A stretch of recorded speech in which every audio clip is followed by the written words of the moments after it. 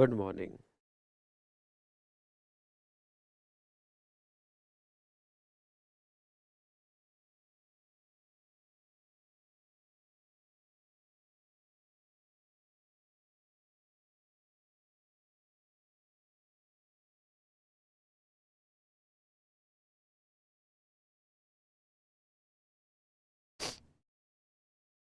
Hello. Yes. Just a minute. Just a minute.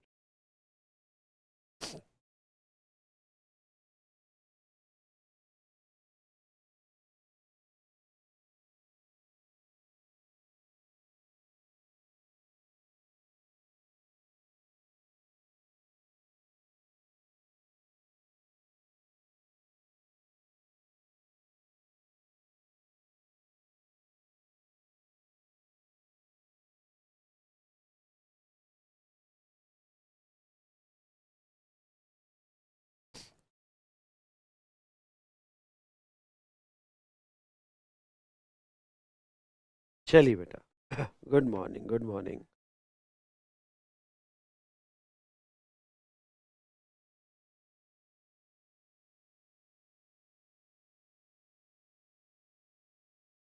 Well, तो सबसे पहले good morning to all of you. कैसे हो बच्चों आप सभी लोग? क्या हाल चाल है? चलिए, गुड मॉर्निंग। आई होप आप बहुत अच्छे होंगे। ऐसे ही अच्छे और तंदुरुस्त रहिएगा। और मैं भी अच्छा हूँ। ओके, कल से तो अच्छा हूँ। यस। एक पॉजिटिव एनर्जी के साथ आज के सेशन की शुरुआत करते हैं। एक लंबी सांस लो और कहो, जो भी हुआ अच्छा हुआ, जो भी होगा बहुत अच्छा होगा। आए हम कुछ अच्छा करने हैं। ठीक है। तो ये सेशन की शुरुआत हम यहाँ पे करेंगे। जस्ट मिनट बेटा। यहाँ जो है यस, जस्ट मिनट। हाँ, फिर बात करते हैं। 2 मिनट में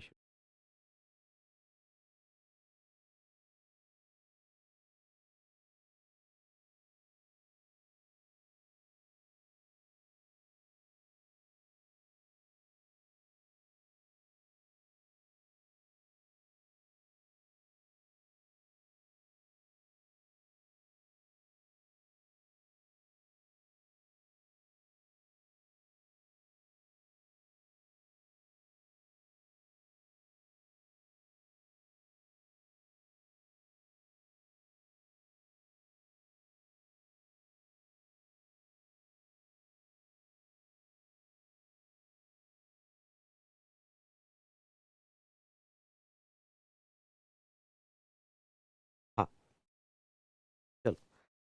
तो दोस्तों, मैं आपको ये बता दूं कि अगर कोई ये फर्स्ट टाइम लेक्चर देख रहा है तो लेक्चर 01A और लेक्चर 01B जो है, हमारे दोनों लेक्चर हो चुके हैं। आपके दोनों लेक्चर जो है बी स्मार्ट एकेडमी के यूट्यूब चैनल पे मिल जाएंगे। और नेक्स्ट, अब लेक्चर के स्टार्टिंग में, लेक्चर 01B के स्टार्टिंग में मैंने बहुत सारे आपके डाउट्स एड्रेस किए हैं। उसमें आपको आंसर मिल जाएगा। चलिए, मुझे ये बताओ, आपको नोट्स मिल चुकी है? नोट्स मिल चुकी है, फिजिकल नोट्स आ चुकी है। कुछ स्टूडेंट्स ने अभी अभी जो पिछले 3-4 दिन में ऑर्डर दिया है, तो नोट्स वापस से प्रिंटिंग हो गई बेटा। पहला जो लॉट है वो ख़त्म हो गया, तो वापस से नोट्स प्रिंटिंग हो गई। तो शायद उनका डिस्पैच कल इवनिंग में हुआ है, तो आने वाले 3-4 दिन में तो नोट्स आ जाएगी। तब तक आपको नोट्स आपके लॉगिन में दिया हुआ है। तो vsmartacademy.com पे लॉगिन पे आप जाइएगा और आपको पीडीएफ उसकी नोट्स दी है। चलो, वेरी गुड, वेरी गुड। हाँ, कुछ स्टूडेंट्स को नहीं आई होगी, तो देन थोड़ा, जो अभी अभी रिसेंटली जिन्होंने ऑर्डर दी है, तो उनको आने वाले 2-3 दिन में, मतलब लगभग ऑन एवरेज 5 दिन लगते हैं आने को, तो 4-5 दिन में आ जाएगी। तब तक आपको पूरा सपोर्ट दिया जाएगा। ठीक है।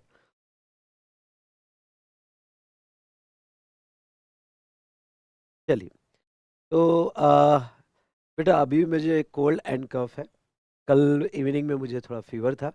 लेकिन ठीक है, अभी मैंने प्लान तो 3 घंटे का किया है, बट मुझे ऐसा अगर लगा इन बिटवीन कि I am not able to take entire 3 hours, तो हम क्लास अभी 2 घंटा लेंगे और बचा हुआ क्लास इवनिंग में लेंगे। आज के दिन थोड़ा आपको दिक्कत होगी, पर मुझे प्लीज़ कोऑपरेट करना, ठीक है। अभी भी मैं कंप्लीटली ठीक नहीं हूँ। थोड़ा फीवर है और कोल्ड कफ कंटिन्यूस है, ठीक है। तो मेरा आज स्पीड थोड़ा स्लो रहेगा। Energy level, I will try my best कि आपको बहुत अच्छे से मैं यहाँ पे फुल एनर्जी से पढ़ा सकूँ। लेकिन आज आपसे कोऑपरेशन चाहूँगा, ठीक है। ठीक है। डन। चलिए, तो आज का सेशन स्टार्ट करते हैं। हम चैप्टर 1 पे थे, और 2 मिनट में आपको रिवाइज कर देता हूँ। चैप्टर 1 में बेटा हमने एक जो क्वेश्चन आ सकता है जो आपने लिख के देखा था, वो डायरेक्ट एंड इनडायरेक्ट टैक्सेस पे क्वेश्चन आ सकता है। उसके बाद में एग्जाम में, अगर हम एग्जाम के हिसाब से सोचे, तो दूसरा क्वेश्चन जो आपको आ सकता है वो ये, जो आपने डेफिनेटली लिख के देखा होगा कि कौन कौन से टैक्सेस आपने सब्स्यूम किए हैं, कौन कौन से टैक्सेस आपने सब्स्यूम किए जीएसटी में। ये लिस्ट आपको लर्न करनी पड़ेगी। तो ये लिस्ट जो है, ओके, लिख कर देखिए आपने। अगर लिख कर देखा होगा तो डब्ल्यू टाइप कीजिएगा। ओके, लिख के देखा होगा तो फटाफट डब्ल्यू टाइप कीजिएगा कि आपकी राइटिंग प्रैक्टिस उसके ऊपर हो गई कि कौन कौन से टैक्सेस मर्ज हो गए और कौन कौन से टैक्सेस जीएसटी में मर्ज नहीं हुए। उसके बाद में ड्यूअल मॉडल ऑफ जीएसटी, ये क्वेश्चन हमने लिख के देखा था। ये एक इंपॉर्टेंट क्वेश्चन है जो एग्जाम में आ सकता है। Very good, very good. मैं दोनों जगह कनेक्टेड हूँ, यूट्यूब पे भी कनेक्टेड हूँ और ऐप में भी कनेक्टेड हूँ। तो मैं सभी के क्वेश्चंस देख पा रहा हूँ, और वेरी गुड, बहुत सारे पार्टिसिपेंट जो है यहाँ पे। और मैं जिन्होंने कोर्स बाय किया है, मैं सबको सजेस्ट करूंगा ऐप पे कनेक्ट हो जाओ। ओके, ऐप से यूज टू हो जाओ, क्योंकि ये लास्ट डेमो है यूट्यूब पे। इसके बाद हम कंटिन्यू करेंगे ऐप पे। तो फटाफट ऐप पे कनेक्ट हो जाइएगा जिन्होंने भी कोर्स बाय किया है, लाइव स्ट्रीमिंग ऐप पे। उसके बाद में यूनिक फीचर ऑफ आईजीएसटी, जिसमें हमने देखा था interstate supply, 5 transaction interstate supply बोले जाते हैं। तो ये यूनिक फीचर हमने देखे थे। ये आपका इंटरस्टेट सप्लाई एलओएस और पीओएस के बेसिस पे होता है। तो location of supplier and place of supply. Okay, अगर लोकेशन ऑफ सप्लायर एक स्टेट में है और प्लेस ऑफ सप्लाई दूसरे स्टेट में है, तो उसके बेस पर इंटरस्टेट बोला जाएगा। या स्टेट और यूटी में है, या दोनों अलग अलग यूटी में है, या इंपोर्ट ट्रांजेक्शन और एक्सपोर्ट ट्रांजेक्शन आपका जो है इंटरस्टेट बोला जाएगा, ठीक है। चलिए, नेक्स्ट हमने देखा कि यहाँ पे yes, what is the source entry article 246A। मैंने आपको जो है यहाँ पे ये क्वेश्चन लिखवा के दिया था, प्रेजेंटेशन कैसे करना चाहिए। ओके, मैंने ये भी बताया था कि आपको क्वेश्चन नंबर कैसे पढ़ना है। क्वेश्चन नंबर हमारा ये तीसरे 2 डिजिट्स हो गए। पहले 2 digit concept number, chapter number, उसके बाद में कॉन्सेप्ट नंबर, और तीसरे 2 डिजिट्स जो है उसे हम क्वेश्चन नंबर कहते हैं। ओके, तो 07 क्वेश्चन नंबर हमने सॉल्व किया था, और मैंने आपको तब सिखाया था कि आपकी राइटिंग प्रैक्टिस कैसी होनी चाहिए। अरे हाँ या ना? हाँ, राइटिंग प्रैक्टिस कैसी होनी चाहिए, इसमें मैंने आपका थोड़ा प्रेजेंटेशन स्किल पढ़ाया। और आपको मैंने कुछ क्वेश्चंस जो है यहाँ पे होमवर्क के लिए दिए थे। कौन से 2 क्वेश्चंस होमवर्क के लिए दिए थे, कोई बता पाएगा मेरे को? हाँ, मैंने 2 क्वेश्चन आपको होमवर्क के लिए दिए थे, क्वेश्चन नंबर 13 और क्वेश्चन नंबर 15। लिख के देखे आपने? ओके, लिख के देखेगा। तो बताओ, नॉन टैक्सेबल सप्लाई किसको कहा जाता है? ओके, नॉन टैक्सेबल सप्लाई किसको कहा जाता है? लिख कर देखा आपने 13 और 15? Very good, very good, very good, बहुत बढ़िया। बेटा, अगर ऐप पे लाइव नहीं आ रहा है तो ये क्लास के एंड में आप ऑर्डर आईडी डाल दीजिएगा आपका, क्लास के एंड में। हाँ, और मेरी टेक्निकल टीम आपसे कोऑर्डिनेट करेगी। और यूट्यूब के आज के सेशन के डिस्क्रिप्शन में मैंने देखो गूगल फॉर्म लिंक दिया होगा। तो गूगल फॉर्म लिंक जो है, आप अगर कोई टेक्निकल इशू आ रहे होगे आपको, तो गूगल फॉर्म लिंक का फिलअप कीजिएगा। तो मेरी टीम कोऑर्डिनेट कर देगी। देखो, डिस्क्रिप्शन में गूगल फॉर्म लिंक मिल जाएगा आपको, एक बार देख लीजिएगा। वेरी गुड, 13 और 15 आपने क्वेश्चन सॉल्व कर लिया। ओके, तो इसमें कोई डाउट बेटा? इसमें कोई doubt? Clear? Presentation skill clear? मेरी स्टेप्स फॉलो की, आंसर्स के पॉइंट फिक्स करना, और आंसर के पॉइंट फिक्स करने के बाद पहले वो जाने दो बुक्स में क्या लिखा हुआ है, ये मेरे साथ प्रैक्टिस करना कि मैं कैसे अपने पॉइंट फिक्स करूंगा, और उसके बेस पर ओके, मैं कैसे पॉइंट फिक्स करूंगा और उसके बेस पर जो है यहाँ पे आपको यस आंसर लिखना है। चलो, इस पर हमने अच्छी प्रैक्टिस कर ली। 269A। ओके, 269A पे जो क्वेश्चन एग्जाम में पूछा जा सकता है वो किस तरह से वो डिजाइन हो सकता है। ओके, तो आपके पास क्वेश्चनर होगा तो क्वेश्चन नंबर 5 में आ जाओ। आपके पास अगर क्वेश्चनर होगा तो क्वेश्चन नंबर 5 में आ जाओ। चलो, ओके, क्वेश्चन नंबर 5 में आ जाओ, क्वेश्चनर होगा तो। ठीक है, सभी आ गए?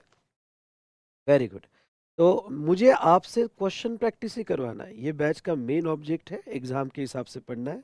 और जो फर्स्ट टाइम जीएसटी पढ़ रहे हैं, ओके, उनको मेरे साथ थोड़ा बहुत, मैं उनको पहले ही कह देता हूँ कि मेरे साथ क्लास होने के बाद भी पढ़ना पड़ेगा तो ग्रिप आएगी। पर हाँ, मैं उनको ये एश्योर जरूर करूँगा कि मैं 100% सिलेबस बहुत अच्छे से कवर करूँगा। ठीक है, तो चलिए, अगर आप क्वेश्चन नंबर 5 पे आते हो तो क्वेश्चन नंबर 5 किस तरह से डिजाइन किया गया आर्टिकल 269A पे, जो आपके स्टडी मैट मैट में दिया है, जो अभी नया स्टडी मैट है उसके ऊपर दिया गया है। तो आप देखते हो तो क्वेश्चन है simple, discuss article 269A pertaining to levy and collection of GST on interstate supply. Okay, तो चलिए इसके पॉइंट फिक्स कर लेते हैं। पॉइंट कैसे फिक्स करना? ओके, यहाँ पे देखो, आर्टिकल 269 है, डिस्कस करो in relation to interstate supply. अब आपका सवाल क्या होगा, सर अगर हमें एग्जाम में आर्टिकल 269A नहीं याद आ रहा है तो चलो कोई बात नहीं, इंटरस्टेट सप्लाई के बारे में तो याद आ रहा है कि भाई आर्टिकल 269A इंटरस्टेट सप्लाई के बारे में क्या कहता है।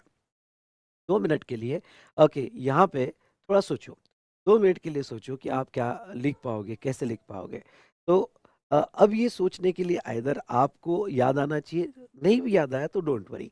आपको करना क्या है, आपको यहाँ पे, ओके, मेरे बुक में जो आंसर दी है वो आंसर्स पढ़ो और उस पर से हमारे पॉइंट्स क्रिएट करो। चलो मेरे साथ आप ये आंसर पढ़ोगे।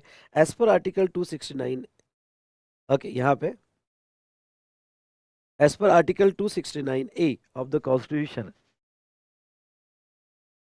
GST on the supplies in the course of interstate trade or commerce shall be levied and collected by the government of India। हाँ, अ, यहाँ पे इंटरस्टेट पे गवर्नमेंट ऑफ इंडिया यानी सेंट्रल गवर्नमेंट कलेक्ट करेगी, ये इंपॉर्टेंट पॉइंट है। And apportion between the union and state. यहाँ तक तो ठीक था, यहाँ तक हमें याद भी आ जाएगा। तो मैं पॉइंट कैसे फिक्स करूंगा? ओके, एक आदत ये भी लगाओ कि अगर आपके पास स्टिकी नोट्स है तो मेरे क्वेश्चनर के बाजू में ही पहले पॉइंट, ओके, पॉइंट कैसे फिक्स करूंगा? तो ये पॉइंट जो मैं यहाँ पे कि इंटरस्टेट और गवर्नमेंट ऑफ इंडिया, ये मेरे मेजर पॉइंट हो गए कि भाई जो है यहाँ गवर्नमेंट ऑफ इंडिया के पास पावर है जीएसटी ऑन इंटरस्टेट ट्रेड और कॉमर्स के ऊपर levy and collection government of India करेगी, ये मेरा पहला पॉइंट होगा। तो इस तरह से आप अपने पॉइंट फिक्स करोगे। ठीक है, तो आप स्टिकी नोट्स में इंटरस्टेट और गवर्नमेंट ऑफ इंडिया, उसके बाद में सेकंड पॉइंट आपका आएगा कि रेवेन्यू अपोर्शन होगा ऑन गुड्स और सर्विसेज। फिर सिंपल वर्ड में लिखेंगे रेवेन्यू अपोर्शन होगा ऑन गुड्स और सर्विसेज। तीसरा, अब वो क्या एक्सपेक्ट करते हैं आपसे कि इसमें तीसरा पॉइंट क्या आना चाहिए?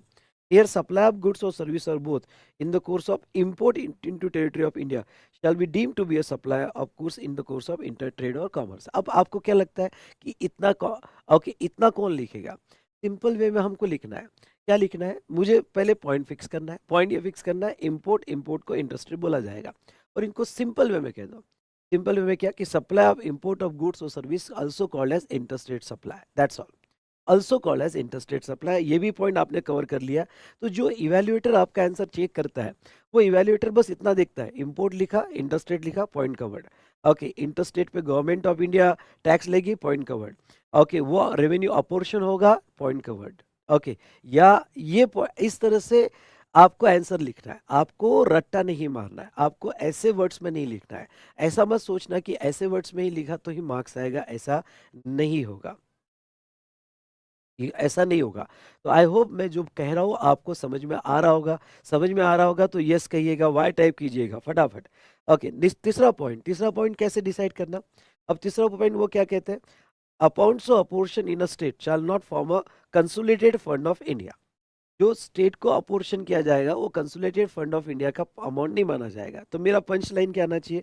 Amount apportion, okay, not CFI, consolidated fund of India. ये आपके स्टिकी नोट्स में आपके पॉइंट्स बन जाने चाहिए। इसलिए जब आप मेरा क्वेश्चनर पढ़ो तो क्वेश्चनर पढ़ते वक्त आपको ध्यान रखना है कि स्टिकी नोट्स लगाना है और ऐसे पॉइंट्स क्रिएट करना है। ऐसे पॉइंट्स क्लियर करना है। सर ये वाला पॉइंट समझा दो कि not a consolidated fund of India मतलब क्या? मतलब जो आईजीएसटी का 50% स्टेट को दिया जाएगा, आई रिपीट, जो आईजीएसटी का 50% स्टेट को दिया जाएगा, ओके, वो जैसे बाय स्टेट को दिया जाएगा, तो वो सिचुएशन में वो स्टेट का ही पैसा रहेगा। वो consolidated fund of India, consolidated fund इसके लिए होता है, कभी अर्थक्वेक आया तो स्टेट को बांटा जाता है, जो गवर्नमेंट का सेंट्रल का उपकार रहता है स्टेट पे, कि चलो तुम्हारे स्टेट में अर्थक्वेक आया, ठीक है, सेंट्रल ने इतना फंड ग्रांट किया। तुम्हारे स्टेट में ओके फ्लड आया, चलो सेंट्रल ने इतना ग्रांट किया। वो कंसोलिडेटेड फंड होता है। ओके, ये उपकार नहीं रहेगा, ये जो है स्टेट का राइट्स रहेगा, और आईजीएसटी का 50% स्टेट डिमांड करेगा। वो सेंट्रल गवर्नमेंट के हाथ में नहीं रहेगा कितना देना और कितना नहीं देना। समझा होगा तो ओके सी टाइप करो, समझा होगा तो सी टाइप करो। Where an amount collected as IGST has been used for payment of SGST or vice versa, and such amount shall not form a part of consolidated fund of India. अब ये 3 line लिखने की जरूरत नहीं है। अगर मैं इवेल्युएटर हूँ और मैं आपका क्वेश्चन पेपर चेक करूँ, मुझे एक वर्ड दिख गया क्या, कि भाई नॉट, जो आईजीएसटी का अपोर्शन होगा वो कंसोलिडेटेड फंड ऑफ इंडिया का पार्ट नहीं होगा, ये पॉइंट दिख गया, दैट्स ऑल। ओके, तो मैंने आंसर जैसे हमारे मटेरियल में दिए हैं, जैसे हमारे सजेस्टेड में दिए हैं, या मॉक टेस्ट पेपर में दिए, आरटीपी में दिए, वैसे मैंने आंसर्स लिए। पर मैं आपको ये बताना चाहूँगा कि ऐसे ही छापना जरूरी नहीं है। ओके, इवैल्यूएटर जो एग्जामिनर है उनको क्या वर्ड्स दिखाना है, ओके, इस पर आपको प्रैक्टिस करना है, और अपने सिंपल ओन वर्ड्स में आपको लिखना है। समझा कि नहीं समझा? बोलो समझा सर, वेरी गुड। ओके, उसके बाद में last, parliament is empowered to formulate principle of determining place of supply where supply of goods or service or both take place in the course of interstate trade और commerce. अब मेरा एक punch line क्या होगा यहाँ पे मेरा punch line ये होगा कि parliament place of supply, okay, in case of interstate supply decide करेगा। सर ये वाला पॉइंट बता दो। नहीं बेटा, ये फ्री बैच नहीं है, ओके, ये पेड बैच है, ये, और ये लास्ट डेमो है हमारे एग्जाम ओरिएंटेड का। अगर आपको फास्ट ट्रैक रिवीजन बैच चाहिए, तो वो जो है रिवीजन बैच मेरा आएगा, जो रैपिड रिवीजन के बाद आएगा। ये स्पेशल हमारा डिजाइन बैच है, ओके, जो 100% सिलेबस कवर करेगा, और एग्जाम ओरिएंटेड बैच है जिनका टारगेट 40+ है। ठीक है, तो यस, अब यहाँ पे ये वाला पॉइंट क्या है कि सर, लास्ट वाला पॉइंट नहीं समझा। लास्ट वाला पॉइंट ये है कि जैसा इंटरस्टेट, इंटरस्टेट दो वर्ड्स पे डिसाइड होता है, और दो कौन से दो वर्ड पे डिसाइड होता है? LOS and POS. Okay, LOS और PS, location of supplier and place of supply. अगर दोनों अलग अलग स्टेट में हो गए तो वो सिचुएशन में वहां पे ओके इंटर स्टेट लगेगा, और दोनों सेम स्टेट में हो गए तो इंट्रा स्टेट लगेगा। तो ये पीओएस कैसे डिसाइड होगा, प्लेस ऑफ सप्लाई कैसे डिसाइड होगा? तो ये प्लेस ऑफ सप्लाई जो डिसाइड होगा बेटा, ये प्लेस ऑफ सप्लाई, यहाँ पे फिर से कह दूं, ये प्लेस ऑफ सप्लाई ये सेंट्रल गवर्नमेंट डिसाइड करेगी, और अंडर आईजीएसटी एक्ट डिसाइड करेगी। सेंट्रल मतलब पार्लियामेंट। तो उन्होंने लास्ट पॉइंट ये लिया कि parliament will determine the principle of place of supply. ये पॉइंट आपका नहीं भी आया आंसर में तो भी चलेगा, ये पॉइंट आंसर में नहीं आया तो भी चलेगा। चलो, अब आपने पॉइंट फिक्स कर लिए, साइड में स्टिकी नोट्स में लिख लिया, किया मेरे साथ एक्सरसाइज, ये मेरे साथ करना है, ये एक्सरसाइज आपको मेरे साथ एक्सरसाइज किया क्या आपने? बोलो यस। ओके, स्टिकी नोट्स पे पॉइंट्स बना लिए क्या ये? ओके, बना लिए क्या? चलो, अब ये पॉइंट्स को रिवाइज कर लो, और एक बार ओके मेरे साथ कंस्ट्रक्ट करो कि हम लिखेंगे कैसे अगर ये थ्योरी क्वेश्चन पूछा गया तो। ओके, तो मेरे साथ रिवाइज कर लो। फर्स्ट पॉइंट में हमारा रहेगा कि यहाँ पे इंटर स्टेट सप्लाई, तो government of India have a power to levy and collection of GST on inter state supply. Second, revenue of IGST shall be apportioned with revenue of IGST apportion with the state government, specially आप लिखोगे तो destinated state, ये भी लिख सकते हो। उसके बाद में थर्ड, कंस्ट्रक्ट करो तो आपको समझेगा। Yes, import of goods or service treated as interstate supply, amount apportioned to the state for IGST should not be a form of consolidated fund of India. And last, okay, यहाँ पे parliament have a power to determine the principle of place of supply. ऐसे 5 points लिख लिए, that's all.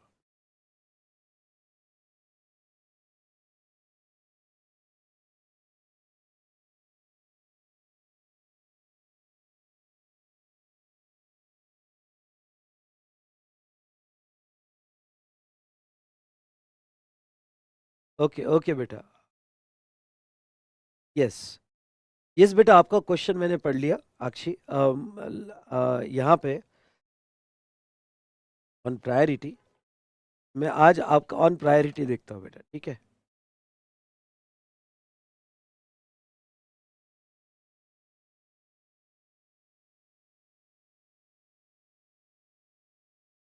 ठीक है,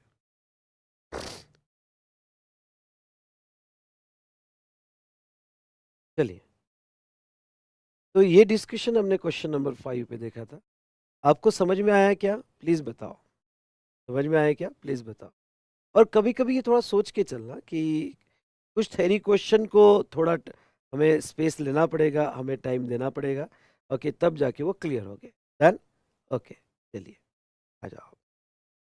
अब हमारे regular math में आ जाओ, रेगुलर मैथ में आ जाओ।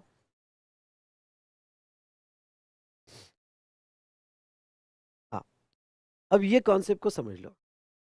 ओके, और अब आपको क्या करना है, देखो कुछ चार्ट्स यहाँ पे, अगर आप टेलीग्राम ग्रुप ज्वाइन कर चुके हो तो कुछ चार्ट्स के, ओके यहाँ मैं समझा के उसका स्क्रीनशॉट मैं ग्रुप में शेयर कर दूंगा अंडर नोट्स या हैंड रिटन नोट्स पे, ठीक है। वो आपको सेम डे निकाल लेना है हमारे चार्ट बुक में। कुछ चार्ट्स हम यहाँ निकालेंगे, ठीक है।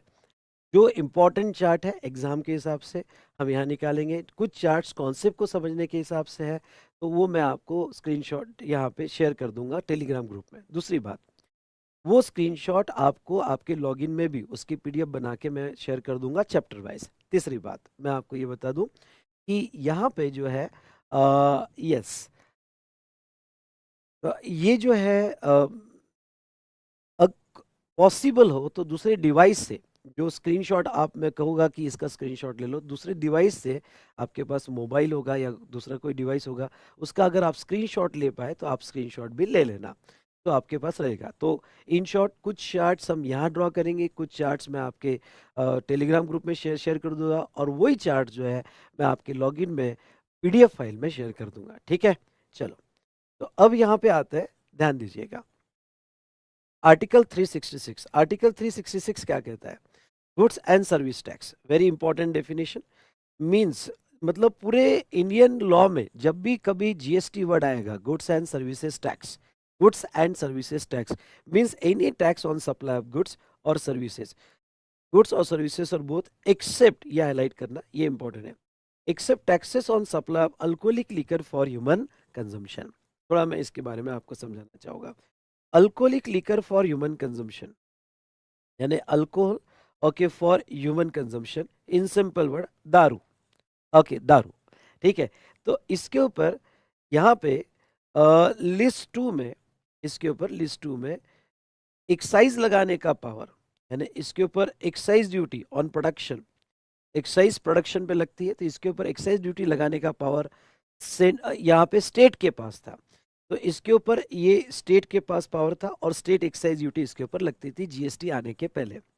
और जब ये प्रोडक्ट सेल होता था अल्कोहल, तो ये इसके ऊपर सेल पे सेल्स टैक्स लगाने का पावर, ओके, सेल्स टैक्स लगाने का पावर यहाँ पे जो है वो भी स्टेट के पास था। जनरली क्या होता था, एक्साइज लगाने का पावर सेंट्रल के पास होता था, और नेक्स्ट सेल्स टैक्स लगाने का पावर स्टेट के पास था 2017 के पहले। लेकिन अल्कोहल एक ऐसा गुड्स था जिस पर, सुनिएगा, अल्कोहल एक ऐसा गुड्स था जिसके ऊपर एक्साइज भी स्टेट लगाता था और सेल्स टैक्स भी स्टेट लगाता था।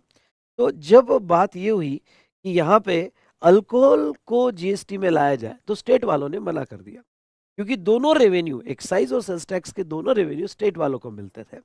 तो स्टेट वालों ने कह दिया कि नहीं, अल्कोहल जीएसटी में मर्ज नहीं होगा। क्यों नहीं मर्ज होगा भाई? जो कि उन्होंने कह दिया कि अल्कोहल पे हम ही टैक्स लेंगे, अल्कोहल हमारा था, हमारा है और हमारा रहेगा, ओके, हम ही अल्कोहल को पियेंगे, मतलब टैक्स लेंगे। तो ऐसे केस में यहाँ सारे स्टेट ने मना कर दिया कि जीएसटी में अल्कोहल नहीं आएगा। क्यों? क्योंकि अल्कोहल अगर जीएसटी में आ जाता है तो फिर वो उसका टैक्स रेवेन्यू बढ़ जाता है सेंट्रल और स्टेट में। सीजीएसटी और एसजीएसटी में उसका टैक्स रेवेन्यू बढ़ जाता है 50-50।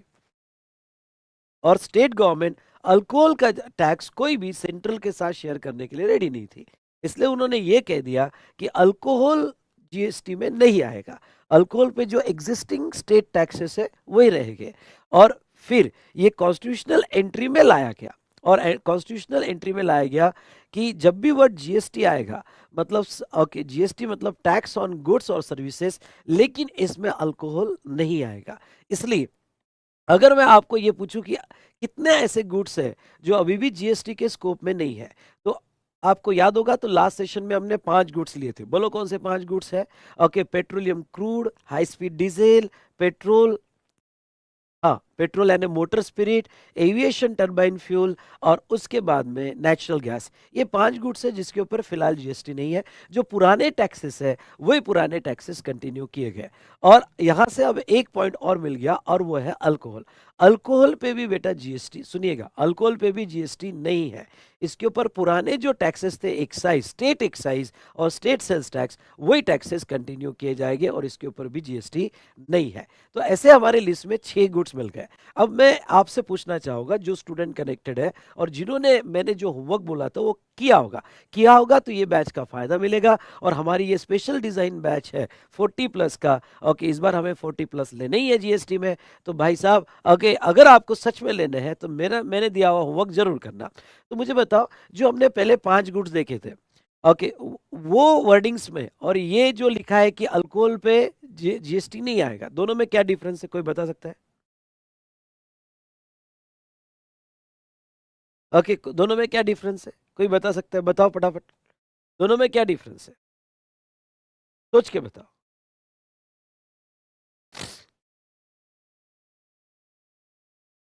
ओके, दोनों में अगर आप देखोगे तो एक डिफरेंस है।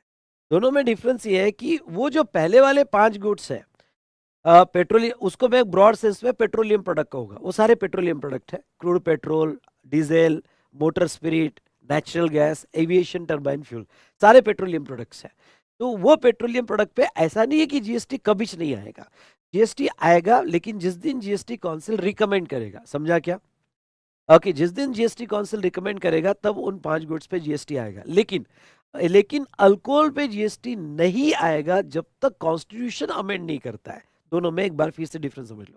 वो 5 गुड्स पे जीएसटी तब तक नहीं आएगा जब तक जीएसटी काउंसिल रिकमेंड नहीं करेगा, और अल्कोहल पे जीएसटी तब तक नहीं आएगा जब तक ये डेफिनेशन अमेंड नहीं होगी। क्योंकि ये डेफिनेशन कहती है कॉन्स्टिट्यूशन की, आर्टिकल 366 क्लॉज 12A कहता है कि अल्कोहल पे जीएसटी नहीं आएगा। ये कॉन्स्टिट्यूशन में लिख के दिया उन्होंने। चलिए, तो आई होप आपको ये डिफरेंस समझा होगा। Okay, very good, very good. सही कहा, सही कहा बेटा, सही, बिल्कुल आपने सही आंसर दिया। अब दूसरा services. Services means anything other than goods. और स्टेट, अब ये स्टेट की डेफिनेशन देखो क्या है। State means reference to an article 246, 268, 269 and article 279 includes union territory with legislature. अब थोड़ा ये एक बात समझ लो, यहाँ पे एक्चुअली देखा जाए तो इंडिया के सारे स्टेट यूटी है।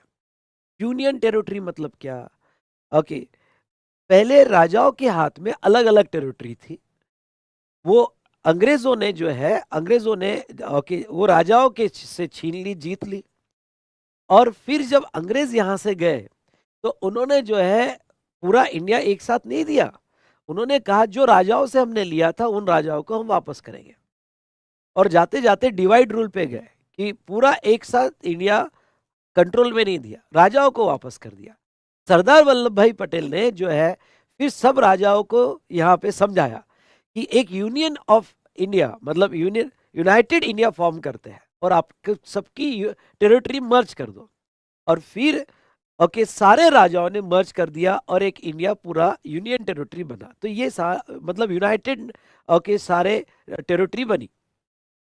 तो महाराष्ट्र यूटी है, मतलब यूनियन टेरिटरी है, ऐसी टेरिटरी जो यूनाइटेड हुई है इंडिया में।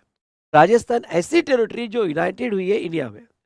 तो ऐसे केस में सारे राजा रेडी हो गए और सारों ने अपनी टेरिटरी यूनाइटेड कर दी।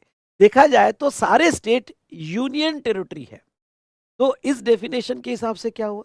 इस डेफिनेशन के हिसाब से ये हुआ कि यहाँ पे ध्यान सुनना, इस डेफिनेशन के हिसाब से ये हुआ कि अब स्टेट और यूटी में डिफरेंस क्या है? वैसे तो सारे सारे स्टेट यूटी है, लेकिन ओके ऐसी यूनियन टेरिटरी, ओके ऐसी यूनियन टेरिटरी, सुनना ध्यान से, ऐसी यूनियन टेरिटरी जहां स्टेट लेजिस्लेचर है या स्टेट लेजिस्लेचर है, और ऐसी यूनियन टेरिटरी जहां कोई स्टेट लेजिस्लेचर नहीं है, no state legislature, okay, not state legislature. तो जहां स्टेट लेजिस्लेचर है उसे स्टेट कहा जाएगा। अब जहां स्टेट लेजिस्लेचर है का मतलब जहां विधानसभा है, जहां स्टेट इलेक्शन होते हैं, जहां विधानसभा है, उसे स्टेट कहा जाएगा। सॉरी बेटा, जहां विधानसभा है उसे स्टेट कहा जाएगा, और वो यूनियन टेरिटरी जहां कोई विधानसभा नहीं है उसे यूटी कहा जाएगा। इसलिए ओके, यहाँ पे अगर हम देखें तो एक चार्ट मैं आपके सामने प्रेजेंट करना चाहूंगा, ओके, और वो मैंने यहाँ regular face to face batch में वो चार्ट लिया था। यस, अब देखो यहाँ पे कि ये कॉन्सेप्ट को थोड़ा हम पढ़ेंगे।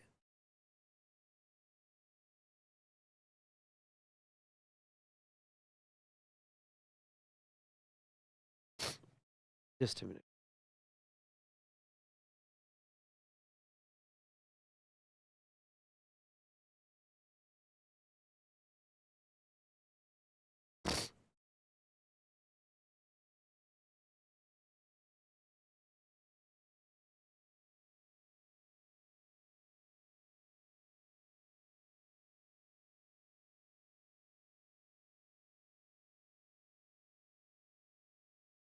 हाँ, ये जो चार्ट है यहाँ पे, अब ये चार्ट को समझ लो। यूनियन ऑफ इंडिया, ऐसी यूनियन टेरिटरी जहां स्टेट लेजिस्लेचर है उसे स्टेट कहा जाएगा। ऐसी यूनियन टेरिटरी जहां स्टेट लेजिस्लेचर नहीं है तो उसे यूटी कहा जाएगा। और ऐसी यूनियन टेरिटरी जहां पार्ट गवर्नेंस बाय स्टेट है और पार्ट गवर्नेंस बाय यूनियन है, सुनिएगा, पार्ट गवर्नेंस बाय स्टेट और पार्ट गवर्नेंस बाय यूनियन है। जैसे ओके, तीन ऐसे टेरिटरी है जहां पार्टली स्टेट गवर्नमेंट है। दिल्ली, दिल्ली यूटी भी है और स्टेट गवर्नमेंट भी है। आप गवर्नमेंट वहां पे है, कुछ पावर स्टेट के पास है, कुछ पावर सेंट्रल के पास है। Puducherry, Puducherry okay, partly UT है, पार्टली स्टेट है। जम्मू एंड कश्मीर, जम्मू एंड कश्मीर में ओके, यस, स्टेट गवर्नमेंट भी अलॉट की है और कुछ कंट्रोल सेंट्रल ने रखा है। तो ऐसी यूटी जहां स्टेट लेजिस्लेचर है वो स्टेट माने जाएंगे। चलो, अब वो स्टेट माने जाएंगे तो उसके इम्पैक्ट क्या होंगे?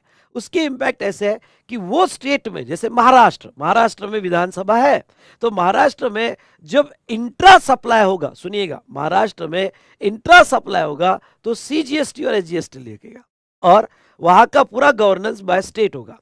तो ऐसे टोटल 28 स्टेट्स है जहां विधानसभा है। तो उस स्टेट में अगर जीएसटी के सप्लाई होते हैं तो बिल में सीजीएसटी और एसजीएसटी टैक्स लगेंगे अगर इंट्रा होगा। दूसरा, ओके ओके, सेकंड, ऐसी 5 यूनियन टेरिटरी है जहां विधानसभा नहीं है। अंडमान निकोबार, दीव दमन, चंडीगढ़, लद्दाख, ओके, ऐसे 5 यूटी है जहां स्टेट लेजिस्लेचर नहीं है, विधानसभा नहीं है। तो जहां विधानसभा नहीं है तो वो यूनियन टेरिटरी को direct government of India control करता है, यानी सेंट्रल गवर्नमेंट कंट्रोल करती है, और वहां गवर्नर अपॉइंट होता है, वहां कोई सीएम नहीं होता, वहां गवर्नर अपॉइंट होता है बाय यूनियन ऑफ इंडिया, और वो पूरा कंट्रोल सेंट्रल के हाथ में होता है। 5, जैसे अंडमान निकोबार का पूरा कंट्रोल सेंट्रल के हाथ में है, दीव दमन दादरा नगर हवेली सेंट्रल के पास है, चंडीगढ़ का पूरा कंट्रोल सेंट्रल के पास है, लद्दाख का पूरा कंट्रोल सेंट्रल के पास है। तो उसे कहा जाता है UT, totally govern by central government, not by state government, totally govern by central government. हाँ, अगर इन यूटी में इंट्रा सप्लाई होता है, आई रिपीट, इन यूटी में इंट्रा सप्लाई होता है, तो वो सिचुएशन में वहां बिल में सीजीएसटी और यूटी जीएसटी दिखेगा, एसजीएसटी नहीं दिखेगा। इसलिए आप अंडमान निकोबार में जाओगे तो बिल में एसजीएसटी नहीं दिखेगा, वहां यूटी जीएसटी दिखेगा। ओके, तो 50% सीजीएसटी, 50% यूटी जीएसटी रहेगा, और ऐसी 5 यूटी है। Okay, I hope you understood. Okay, I hope you understood कि जहां, अब थर्ड अगर हम बात करें तो थर्ड यहां पे यूनियन टेरिटरी, यूनियन टेरिटरी जो है पार्टली स्टेट गवर्न करता है और पार्टली सेंट्रल। जैसे दिल्ली का सारी पावर आप गवर्नमेंट के पास नहीं है, दिल्ली की कुछ पावर जैसे एजुकेशन, हेल्थ, वो स्टेट के पास है, पर पुलिस सेंट्रल के पास है। ओके, अदर पावर सेंट्रल के पास है। तो ऐसे सिचुएशन में जहां तक देखा जाए तो 3 ऐसे स्टेट है जहां पे ओके वो यूटी भी है और वो स्टेट का भी कंट्रोल होता है। तो दिल्ली, पुडुचेरी और जम्मू एंड कश्मीर। जम्मू एंड कश्मीर का आर्मी के पास आधा कंट्रोल है। Internal okay state state election हो गए। तो जहां पार्ट पार्ट है वहां पे वो वो स्टेट सॉरी वो यूटी जहां पार्ट पार्ट पावर है वो जो है यहाँ पे जीएसटी पर्पस के लिए स्टेट माने जाएंगे। वो यूटी भी है लेकिन उसे स्टेट माना जाएगा और वो जो स्टेट है ओके वहां पे जीएसटी लॉ जो अप्लीकेबल होगा तो वो अगर आप दिल्ली में क्योंकि जीएसटी पर्पस के लिए स्टेट माने जाएंगे इसलिए दिल्ली में जब इंट्रा सेल होगा ओके तो वहां पे सीजीएसटी और एसजीएसटी लगेगा। पुडुचेरी में इंट्रा सेल होगा तो CGST SGST, Jammu and Kashmir में तो सीजीएसटी और एसजीएसटी लगेगा। तो I hope you understood. Okay तो यहाँ पे ये पूरा चार्ट था, आप बनाइए।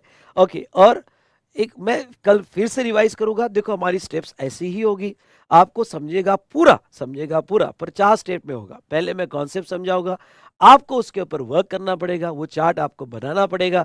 उसके बाद में थर्ड जो है मैं आपको फिर से नेक्स्ट टाइम रिवाइज करूंगा तो उसमें आपको समझ जाएगा। इस तरह से हम ये जो है 70 to 80 आवर्स में मैक्सिमम क्वेश्चंस को कंसीडर करके कॉन्सेप्ट को ध्यान में रखते हुए हम अच्छे से सॉल्व कर पाएंगे। इसके बाद भी अगर 4-5 लेक्चर होने के बाद भी अगर कोई पहली बार जीएसटी पढ़ रहा है और उसको मेरी स्पीड के साथ मैच नहीं हो रहा है तो मैं उसको रेगुलर बैच का रिकमेंडेशन दूंगा और वो रेगुलर बैच जो है वो लगाए तो फिर उसके लिए ज्यादा बेटर है। ओके और मैं ये बैच उनको कन्वर्ट भी करके दूंगा। समझ में आया?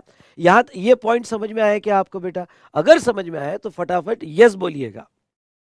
ओके फटाफट यस बोलिएगा, ठीक है। और इसका स्क्रीनशॉट ले लो, आपके पास दूसरा डिवाइस होगा, नहीं तो मैं ये शेयर कर दूंगा, आपके लॉगिन में भी आ जाएगा और अभी आप ग्रुप से कनेक्टेड हो गए तो उसमें भी आ जाएगा। चलो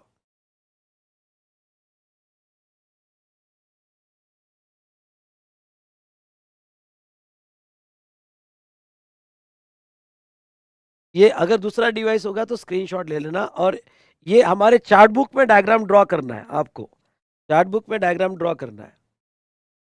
चलो अब कुछ स्टूडेंट्स के क्वेश्चंस आ रहे हैं बेटा, जो भी आपके प्रॉब्लम हो गए, ऐप में नहीं दिख रहा है ओके या वॉट एवर इट में भी, तो ये क्लास के एंड में आपका ऑर्डर आईडी और आपका प्रिफरेबल टाइम या इस वीडियो के डिस्क्रिप्शन में मैंने गूगल फॉर्म दिया हुआ है, वो गूगल फॉर्म यहाँ पे फिलअप कीजिएगा और वो गूगल फॉर्म फिलअप कर आपका टाइमिंग बता दीजिएगा, मेरी टीम कॉल बैक कर लेगी। चलो यहाँ पे तो ये कॉन्सेप्ट हमने देखा रिगार्डिंग टू यहाँ पे यूनियन और स्टेट और जीएसटी लॉ कैसे अप्लीकेबल होता है, जीएसटी लॉ कैसे अप्लीकेबल होता है। तो चलिए आप आ जाइए, मुझे बताओ अब अगर हमारे डिस्कशन के बाद कितने स्टेट्स हैं, कितने स्टेट्स हैं? अगर हम स्टेट हैविंग लेजिस्लेचर तो 28 प्लस 3 में कौन से आएंगे? दिल्ली, पुडुचेरी, जम्मू एंड कश्मीर।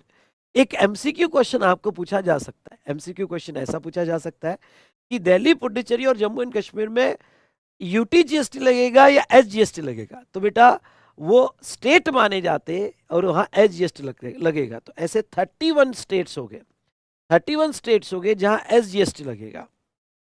और नेक्स्ट ओके 5 यूटी होगी और ओके यूटी जो है अंडमान निकोबार आइलैंड, लक्षद्वीप, दमन दीव, दादरा नगर हवेली, लद्दाख, चंडीगढ़। तो यहाँ पे यूनियन टेरिटरी में और ये 5 यूटी में यूटी जीएसटी लगेगा अगर वहाँ इंट्रा स्टेट सप्लाई होता है तो। I hope you understood. Okay ये समझ में आएगा। चलिए अब डिस्कशन को आगे बढ़ाते हैं, यहाँ डिस्कशन को थोड़ा आगे बढ़ाते हैं। डन?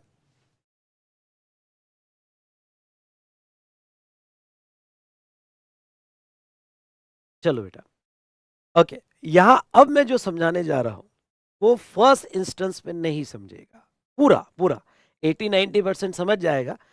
पर जो स्टूडेंट यहाँ पे जीएसटी एक बार पढ़ के रिपीट कर रहे हैं उनको तो कोई प्रॉब्लम ही नहीं जाएगा।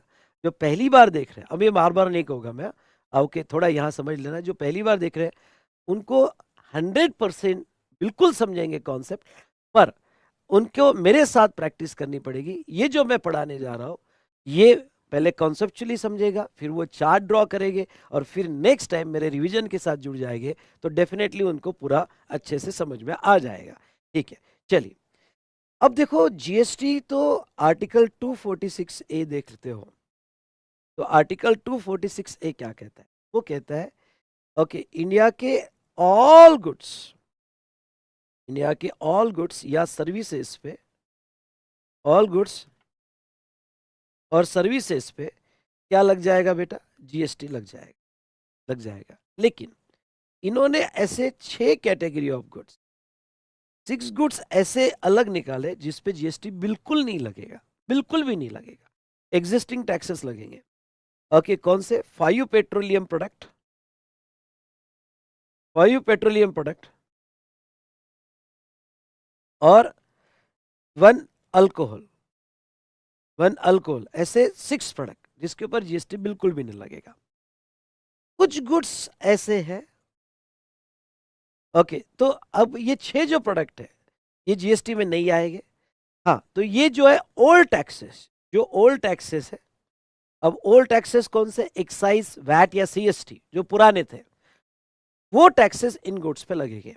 नाउ कुछ गुड्स ऐसे हैं, आई रिपीट, कुछ गुड्स ऐसे हैं जिसके ऊपर जीएसटी भी लगेगा और ओल्ड टैक्सेस में एक्साइज भी लगेगा, जीएसटी भी लगेगा और ओल्ड टैक्सेस में एक्साइज भी लगेगा। तो सर ऐसे कौन से गुड्स है जिसके ऊपर जीएसटी भी लगेगा और ओल्ड टैक्सेस में एक्साइज भी लगेगा? रीजन के साथ समझाता हूं। ओके, यहां पे थोड़ा समझ लीजिए। अब अगर आप आते हो तो कौन से ऐसे गुड्स है कि जिसके ऊपर ओल्ड टैक्सेस और जीएसटी भी लगेगा? चलो बताता हूं।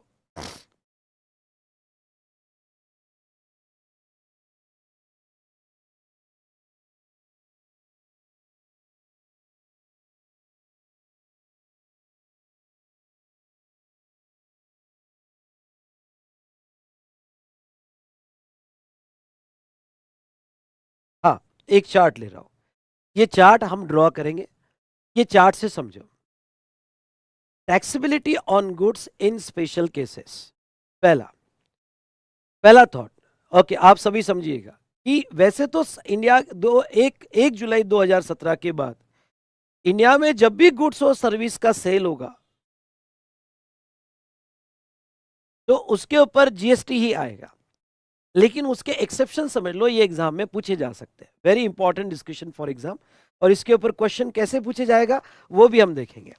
चलो, अब मैं आपको इसको 3 पार्ट में मैंने डिवाइड किया। पहला कि okay, goods totally out of the levy of GST, जिसके ऊपर जीएसटी बिल्कुल भी नहीं लगेगा। दूसरा, ऐसे गुड जिसके ऊपर जीएसटी भी लगेगा और एक पुराना टैक्स भी लगेगा, एक्साइज, रीजंस में बताऊंगा। और बाकी सारे गुड्स पे, आई रिपीट, बाकी सारे गुड्स पे ओनली जीएसटी लगेगा। पहला, goods totally out of the levy of GST, यानी good subject to all taxes, excise, VAT या सीएसटी, सेंट्रल सेल्स टैक्स। इसमें 5 हमारे petroleum products, 5 petroleum products, petroleum crude, high speed diesel, motor spirit, ATF, natural gas. Okay, ये product पे GST बिल्कुल भी नहीं लगेगा जब तक जीएसटी काउंसिल रिकमेंड नहीं करता है।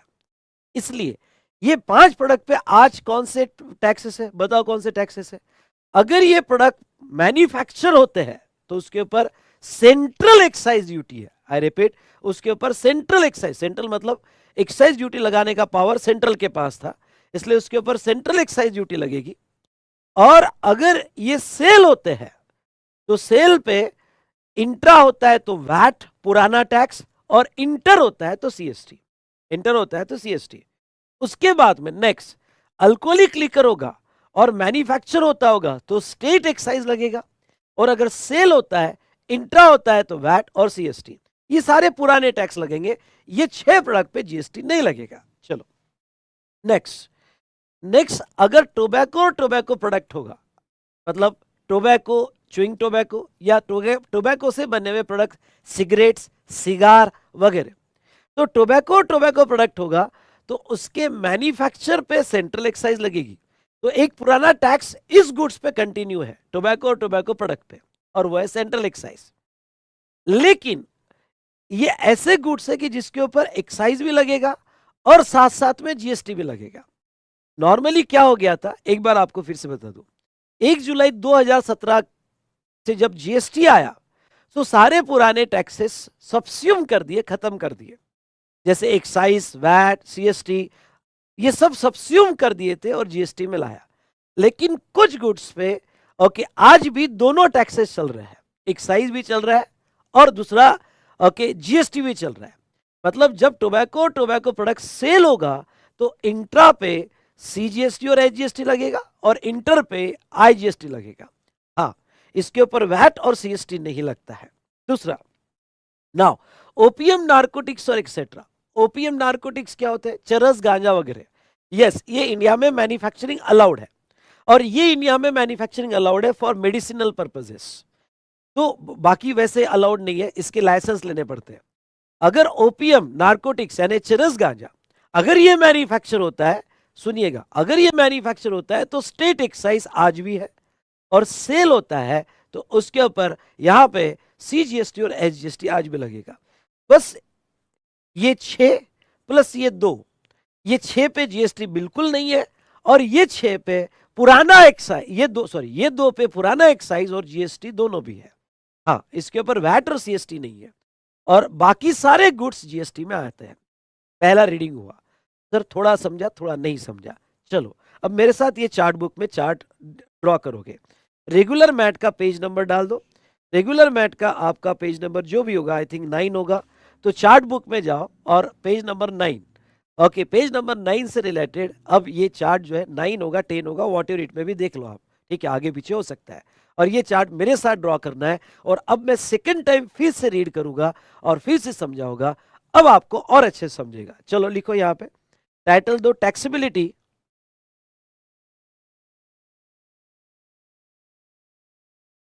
ओके, लिखो taxability on goods in special cases.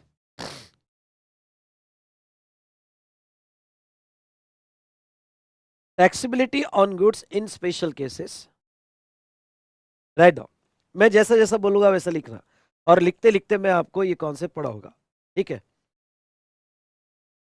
Make 3 parts, make 3 parts.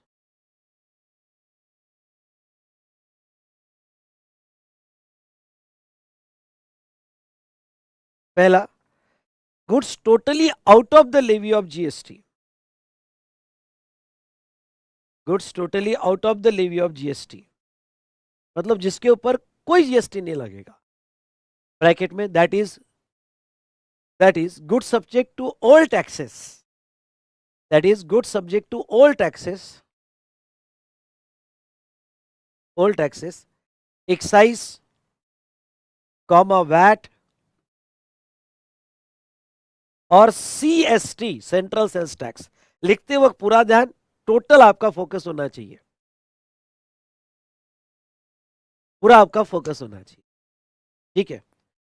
अब एक्साइज, वैट एंड सीएसटी जो पुराने टैक्सेस उसके ऊपर लगेंगे, कौन कौन से, चलो लिखो एक बार फिर से।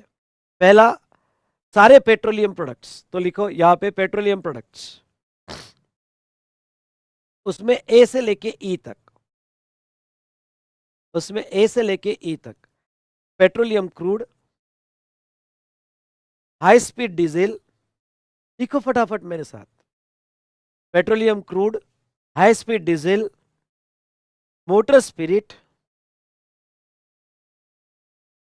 मोटर स्पिरिट, एटीएफ, एटीएफ पता है क्या है? एटीएफ पता है क्या क्या है? एविएशन टर्बाइन फ्यूल, एटीएफ, और नेचुरल गैस,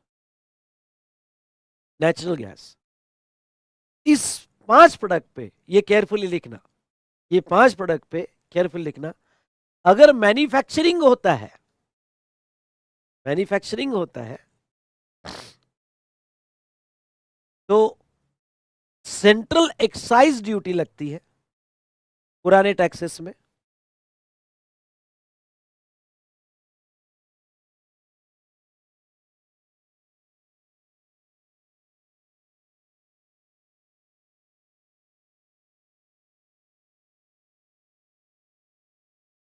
यहां पे जहां, और अगर ये प्रोडक्ट का सेल होता है, मैन्युफैक्चर होने के बाद जब सेल होता है तो उसके ऊपर इंट्रा होता है तो पुराना टैक्स वैट लगेगा इंटर होगा तो पुराना टैक्स सीएसटी लगेगा, सेंट्रल सेल्स टैक्स लगेगा। तो लिखो इंट्रा वैट और इंटर सीएसटी लगेगा, जीएसटी लगेगा। उसके बाद में next, alcoholic liquor for human consumption.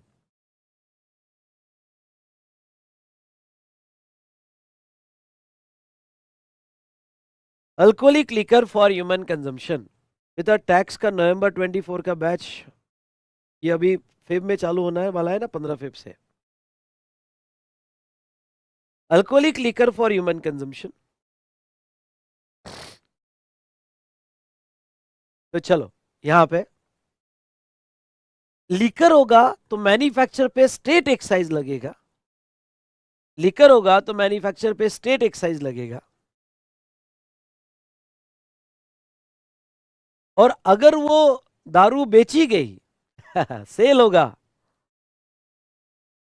तो इंट्रा और इंटर, इंट्रा पे वैट लगेगा और इंटर पे सीएसटी लगेगा।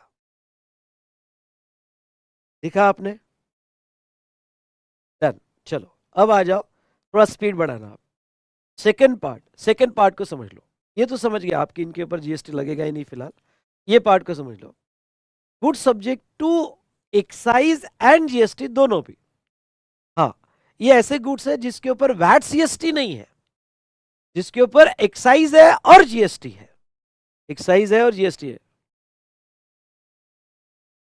देखो पहला टोबैको एंड टोबैको प्रोडक्ट्स, पहला देखो tobacco and tobacco products.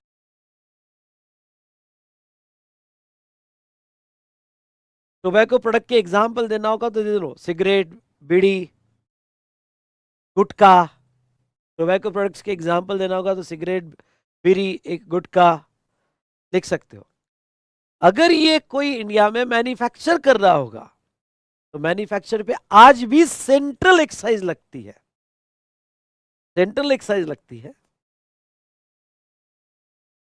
Central excise लगता है।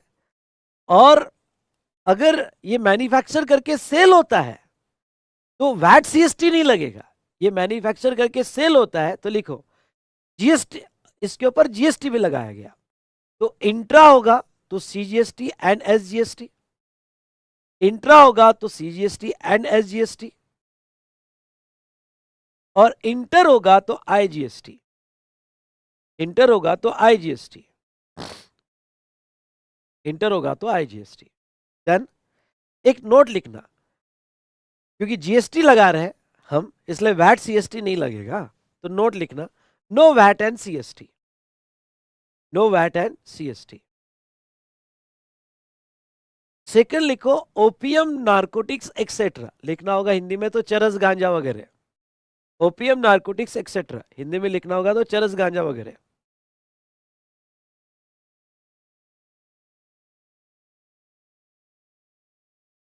ठीक है, तो यहां पे मैन्युफैक्चर होगा तो स्टेट एक्साइज लगेगी, ये जरूर डिफरेंस क्रिएट करना। टोबैको में सेंट्रल एक्साइज है तो यहां पे स्टेट एक्साइज लगेगी, एक्साइज लगेगा पर सेंट्रल और स्टेट का अलग अलग होता है, यहां स्टेट एक्साइज लगेगा। और सेल होता है तो जीएसटी लगेगा, सॉरी, सेल होता है तो जीएसटी लगेगा, उसमें लिखो इंट्रा, जीएसटी लगेगा, उसमें लिखो इंट्रा होता है तो CGST and SGST, CGST and SGST, और इंटर होता है तो आईजीएसटी, इंटर होता है तो IGST. Done, very good. Inter होता है तो IGST.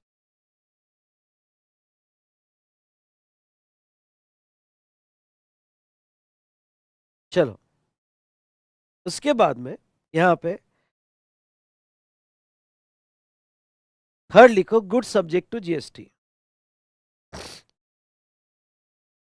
all other goods and services, all other goods and services are subject to GST।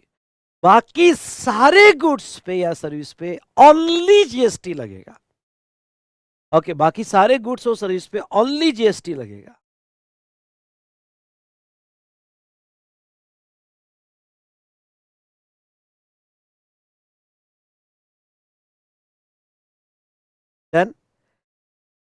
अब थोड़ा समझ में आया? यस और नो? समझ में आया होगा तो बताओ प्लीज। समझ में आया होगा तो बताओ प्लीज। ठीक है, चलो आपने ये चार्ट ड्रॉ किया यहाँ पे। अब इसकी थ्योरी पढ़ लेते फटाफट। आ जाओ बुक पे, हम थ्योरी भी पढ़ लेते हैं। चलो बताओ, टोबैको, टोबैको प्रोडक्ट, इस पे क्या क्या इसके सवाल ये है, क्या इसके ऊपर एक्साइज लगेगा? हाँ, एक्साइज भी लगेगा और जीएसटी भी लगेगा। एक बार पढ़ लेते हैं। अब देखो ये तीसरी बार पढ़ रहा है। ओके, अब तो आपको समझ में आ जाना चाहिए। फटाफट देख लेते हैं। Tobacco is with in the purview of GST, GST तो लगेगा, जीएसटी तो टोबैको पे लगेगा। इंट्रा होगा तो सीजीएसटी एसजीएसटी, इंटर होगा तो आईजीएसटी। ठीक है। Union government has also retained a power to levy excise duty on tobacco and tobacco product, उसके ऊपर एक्साइज ड्यूटी भी लगेगी, central excise duty. Resultantly tobacco is subject to GST, ये highlight करना, as well as central excise duty. Tobacco पे दोनों okay है, central excise duty और जीएसटी लगेगा। एग्जाम्पल के तौर पे अगर कोई मैन्युफैक्चरर मैन्युफैक्चर कर रहा है, ओके मैन्युफैक्चर हो रहा है, तो मैन्युफैक्चरिंग पे टैक्स लगता है एक्साइज। इसलिए प्राइस अगर 2 लाख है तो यहाँ पे एक्साइज, यहाँ एक्साइज कर देना, एक्साइज कर देना। प्राइस अगर 2 लाख है तो उसके ऊपर एक्साइज 40,000, क्योंकि अज्यूम करो यहाँ पे excise at the rate, excise at the rate समझ लो 20%, excise duty at the rate दिया है मैंने 20%, तो कितना लग जाएगा? 40,000। तो वो 2,40,000 हो जाएगा। और उसके ऊपर जीएसटी भी लगेगा, सीजीएसटी और एसजीएसटी। तो ये 2,40,000 पे एक्साइज ऐड करने के बाद ओके जीएसटी भी लगेगा। तो जब ये मैन्युफैक्चरर आगे बेचेगा तो उसके इनवॉइस में यहाँ पे 2 lakh plus excise plus GST भी लगेगा। एग्जाम्पल की तौर पे मैं अगर आपको बताऊं तो यहाँ पे जैसे एक एग्जाम्पल लेते हैं कि ये जो है यहाँ बेच रहा है, और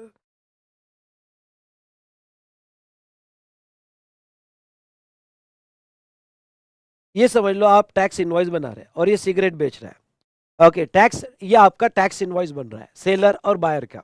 सिगरेट बेचने वाला जो है रीमा ट्रेडिंग कंपनी है, मुंबई की है। बायर जो है Maganlal trading company buyer. Okay, seller हो गया, बायर हो गया, बाकी सारी इनवॉइस डिटेल्स इसमें दे दी, इनवॉइस नंबर वगैरह सब इनवॉइस बन रहा है।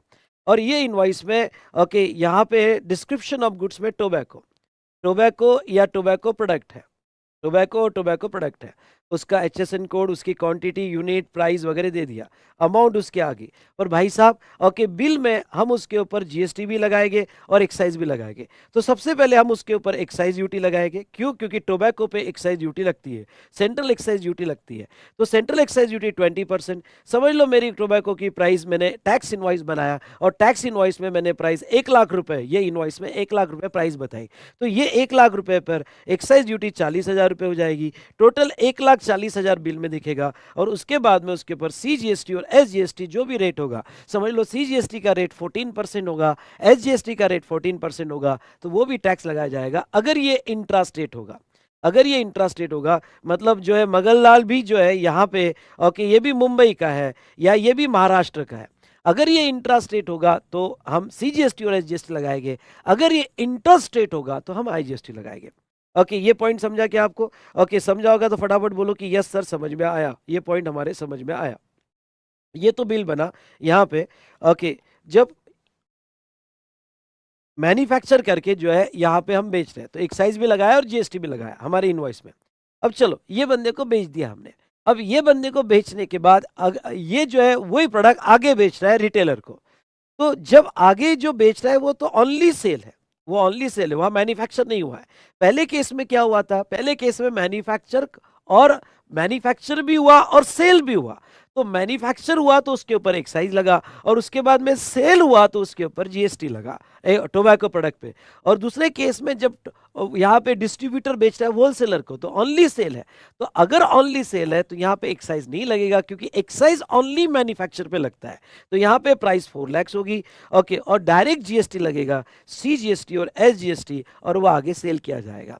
अगर आपने कभी क्रेडिट कॉन्सेप्ट पढ़े होंगे तो नो डाउट ये जो आउटपुट टैक्स है, ये आउटपुट टैक्स के अगेंस्ट में इसको आईटीसी मिल जाएगा। ओके मतलब यहाँ पे सीजीएसटी आउटपुट टैक्स के अगेंस्ट में इनपुट टैक्स सीजीएसटी का क्रेडिट मिल जाएगा, और इन आउटपुट टैक्स एसजीएसटी के अगेंस्ट में इनपुट टैक्स एसजीएसटी का क्रेडिट मिल जाएगा। ये टोबैको वाला समझा क्या सभी को? अगर टोबैको वाला समझा होगा तो फटाफट टी टाइप करो, फटाफट टी टाइप करो। चलो यहाँ पे next, alcoholic liquor for human consumption. Okay, ये कंप्लीटली बताओ हमारे चार्ट में कहाँ आता है अल्कोहल? अल्कोहल पहले वाले पार्ट में आता है। अगर आपको अल्कोहल पे पूछा गया तो completely outside the limit of GST, इसके ऊपर जीएसटी नहीं लगेगा। ओके, तो यहाँ पे इसके ऊपर स्टेट एक्साइज ड्यूटी लगेगी, ये हाईलाइट करना, इसके ऊपर स्टेट एक्साइज ड्यूटी लगेगी, और इंट्रास्टेट इंट्रास्टेट सप्लाई होता है तो इसके ऊपर सीएसटी और वैट लगेगा। ओके, सीएसटी और वैट लगेगा, ये हाईलाइट कर दो। चलो वेरी गुड, ये आपने हाईलाइट कर दिया, वेरी गुड। तो इसके ऊपर नाउ ओपीएम नारकोटिक्स कहाँ आता है? देखो हमारे चार्ट में ओपीएम नारकोटिक्स कहाँ आता है? ओपीएम नारकोटिक्स हमारे चार्ट में सेकंड पार्ट में आता है। पहले इसमें तो 6 गुड्स आते हैं, ओपीएम नारकोटिक्स सेकंड पार्ट में आता है। मतलब क्या? मतलब इसके ऊपर स्टेट एक्साइज भी लगेगा और जीएसटी भी लगेगा। ओके, तो यहाँ पे मैं एक ही लाइन पे अंडरलाइन करूंगा, subject to GST as well as state excise duty. GST भी लगेगा और स्टेट एक्साइज ड्यूटी भी इसके ऊपर लगेगी। Done, very good. चलो नेक्स्ट, यहाँ पे पेट्रोलियम क्रूड, बताओ पेट्रोलियम क्रूड वगैरह कौन से पार्ट पे आते हैं हमारे? पेट्रोलियम क्रूड हमारे कौन से पार्ट पे आते हैं? तो अगर आप देखोगे तो पेट्रोलियम क्रूड जो है, ओके, हमारा फर्स्ट पार्ट जिस पे जीएसटी बिल्कुल भी नहीं लगेगा, तो भाई साहब इसके ऊपर सेंट्रल एक्साइज ड्यूटी और सीएसटी और वैट लगेगा, ये हाईलाइट कर दो। सेंट्रल एक्साइज ड्यूटी और सीएसटी और हाईलाइट लगेगा, ओके, यहाँ लगेगा। अब हमारे अगर आपके पास क्वेश्चन एयर होगा तो क्वेश्चन एयर में चैप्टर नंबर 1 में क्वेश्चन नंबर 16, चलो इसको भी रेफर कर लेते हैं, क्वेश्चन नंबर 16।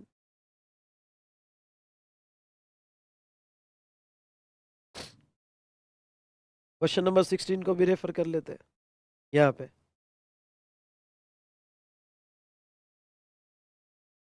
हाँ, इससे रिलेटेड क्वेश्चन कैसे बनाए देखते तो यार बड़ा मजा आएगा, देखते क्वेश्चन नंबर 16। हाँ, 16 बनाया, बड़ा इंटरेस्टिंग, स्टडी मैट में है। और क्वेश्चन देखो क्या बना है, डिस्कस द लेविएबिलिटी ऑफ जीएसटी और अदरवाइज ऑन द फॉलोइंग। एक सिंपल क्वेश्चन है, बस हमें बताओ कि जीएसटी की लेविएबिलिटी या अदरवाइज कोई दूसरा टैक्स होगा तो हमें बताओ। ओके, तो ये चार्ट देखो कितना हेल्प करेगा आपको। पहला, alcoholic liquor for human consumption, बोलो फटाफट मेरे साथ, कितना इजी हो गया अगर ये क्वेश्चन एग्जाम में आया तो। Alcoholic liquor for human consumption क्या होगा? Yes, okay, These goods are not subject to levy of GST, but इसके ऊपर स्टेट एक्साइज ऑन मैन्युफैक्चर और सेल होता है तो वैट और सीएसटी लगेगा। Done, state excise on manufacturing और वैट और सीएसटी लगेगा, वेरी गुड। दूसरा, petroleum product, diesel, petrol, aviation, turbine fuel और नेचुरल गैस क्या होगा? ये भी पहले ही पार्ट में आता है, तो सेंट्रल एक्साइज, स्टेट नहीं, सेंट्रल एक्साइज और इसके ऊपर वैट सीएसटी लगेगा। टोबैको पे क्या होगा भाई साहब? ओके, तो टोबैको पे बोलिए यहाँ पे क्या होगा? तो टोबैको पे, कमन कमन कमन, टोबैको पे स्टेट या सेंट्रल एक्साइज, सेंट्रल एक्साइज और जीएसटी लगेगा, सेंट्रल एक्साइज और जीएसटी लगेगा। Opium, Indian hemp, other narcotic drugs, okay, तो इसके ऊपर स्टेट एक्साइज और जीएसटी लगेगा। ये आपके लिए होमवर्क, ओके, ये लिख के जरूर देखना है, होमवर्क करना है तो ही मेरी बेस्ट विशेष 40+ रहेगी आपको, नहीं तो नहीं रहेगी। ओके, तो वेरी गुड, इजी लगा? इजी लगा तो ओके, यहाँ पे इजेड इजेड टाइप करो, इजी लगा होगा तो इजेड इजेड टाइप करो, कॉन्फिडेंस आया होगा, इजी लगा होगा तो इजेड इजेड टाइप करो, ये हुई ना बात। चलो, अब ये तो हुआ हमारा यहाँ पे पेट्रोलियम प्रोडक्ट से रिलेटेड। अब एक कॉन्सेप्ट पे आता हूं और वो है एंटरटेनमेंट टैक्स। एक कॉन्सेप्ट पे आता हूं और वो है एंटरटेनमेंट टैक्स। चलो, अब ये एंटरटेनमेंट टैक्स क्या है? तो ये जो एंटरटेनमेंट टैक्स है बेटा, यहाँ जब आप मूवी जाते हो, ओके, आप जा रहे हो कोई थिएटर में जा रहे हो मूवी देखने, अकेले जा रहे हो, किसी के साथ जा रहे हो, पॉपकॉर्न शेयर कर रहे हो, अकेले किसी के साथ शेयर कर रहे हो, और क्या क्या शेयर कर रहे हो पता नहीं, लेकिन जहाँ तक है आप मूवी देखने जा रहे हो, तो जब मूवी देख रहे हो तो आपका एंटरटेनमेंट हो रहा है। अब एंटरटेनमेंट जो है रियली मूवी देख के हो रहा होगा या जाने दो, ओके, तो अब ऐसे केस में आप मूवी देख रहे हो, एंटरटेनमेंट हो रहा है, गवर्नमेंट कह रही है कि ओहो आप तो एंटरटेनमेंट कर रहे हो, हाँ हाँ एंटरटेनमेंट कर रहे हो, तो भाई साहब आपको इसका टैक्स देना पड़ेगा, और वो टैक्स आपको ईटी देना पड़ेगा, एंटरटेनमेंट टैक्स देना पड़ेगा। और इस और हमारे एंटरटेनमेंट में भी टैक्स, हाँ करो एंटरटेनमेंट, एंजॉय करो, उस पर भी टैक्स है। तो मूवी टिकट पे एंटरटेनमेंट टैक्स लगता था। तो 1 जुलाई 2017 के पहले, 1 जुलाई 2017 के पहले, अगर कोई एंटरटेनमेंट इवेंट होता था, जैसे कोई डांस इवेंट है, कोई सिंगिंग इवेंट है, अरिजीत सिंह आ गए, कोई मूवी है, तो जितने भी एंटरटेनमेंट इवेंट्स होते थे उसके ऊपर गवर्नमेंट एंटरटेनमेंट टैक्स लगाती थी। अब ये एंटरटेनमेंट टैक्स कैसे लगाती थी? बिफोर बिफोर 1 जुलाई 2017। तो जो 1 जुलाई 2017 के पहले लॉ ऐसा था कि ईटी जो लगता था, एंटरटेनमेंट टैक्स आपके मूवी टिकट पे, ये स्टेट गवर्नमेंट भी लगाती थी, स्टेट गवर्नमेंट लगाती थी एंटरटेनमेंट टैक्स, और लोकल बॉडी भी लगाती थी। लोकल बॉडी मतलब क्या? Municipal corporation. Okay, local authority, local body मतलब म्युनिसिपल कॉर्पोरेशन, वो भी एंटरटेनमेंट टैक्स लगाती थी। पर जैसे पुणे में अगर आप मूवी देखने जा रहे थे तो 1 जुलाई 2017 के पहले स्टेट गवर्नमेंट का भी ईटी लगता था, और पुणे म्युनिसिपल कॉर्पोरेशन का भी ईटी लगता था। मतलब अगर आपने यहाँ पे मूवी टिकट खरीदा, और ये टिकट जो है यहाँ पे आपने 500 रुपीज का खरीदा, तो ये 500 रुपीज का अगर टिकट खरीदा होगा तो इसके ऊपर 2 ईटी लगते थे, ईटी स्टेट का, ओके, ईटी स्टेट का, और ET ET Pune municipal corporation का, पीएमसी का। तो स्टेट का ईटी इसके ऊपर लगता था, समझ लो अज्यूम करते 20 रुपीज, और पुणे म्युनिसिपल का 10। ऐसा आपको 530 रुपीज में टिकट का प्राइस पड़ता था। तो दोनों ईटी लगाते थे, ओके, और कॉर्पोरेशन में ईटी लगाता था। लेकिन जब जीएसटी आया तो स्टेट वालों ने अपना ईटी मर्ज कर दिया। मतलब ये हुआ कि ये स्टेट का ईटी सब्स्यूम हो गया। इसलिए अगर आप आओगे डिस्कशन पे, और हमने, अगर आपको पुराना डिस्कशन याद होगा तो taxes to be subsume in GST, उसका एक लिस्ट देखा था, आपको याद होगा तो ये है taxes to be subsume in GST. तो स्टेट वाले के जो एक टैक्स था, कौन सा टैक्स था यहाँ पे? Entertainment tax. तो एंटरटेनमेंट टैक्स स्टेट वालों ने सब्स्यूम कर दिया। पर मैंने यहाँ क्या लिख के दिखा, यहाँ पे लिखा other than those levied by local body. Local body मतलब म्युनिसिपल कॉर्पोरेशन। मतलब क्या? तो हमारे डिस्कशन में मैं अगर आपको बताऊं तो हमारे डिस्कशन में मुझे क्या कहना है, मुझे ये कहना है यहाँ पे कि लोकल बॉडी ने, हाँ, स्टेट वालों ने जो है अपना, ओके, टैक्स जीएसटी में सब्स्यूम कर दिया। मतलब क्या? मतलब अब ये स्टेट ईटी के जगह आपको क्या लग जाएगा?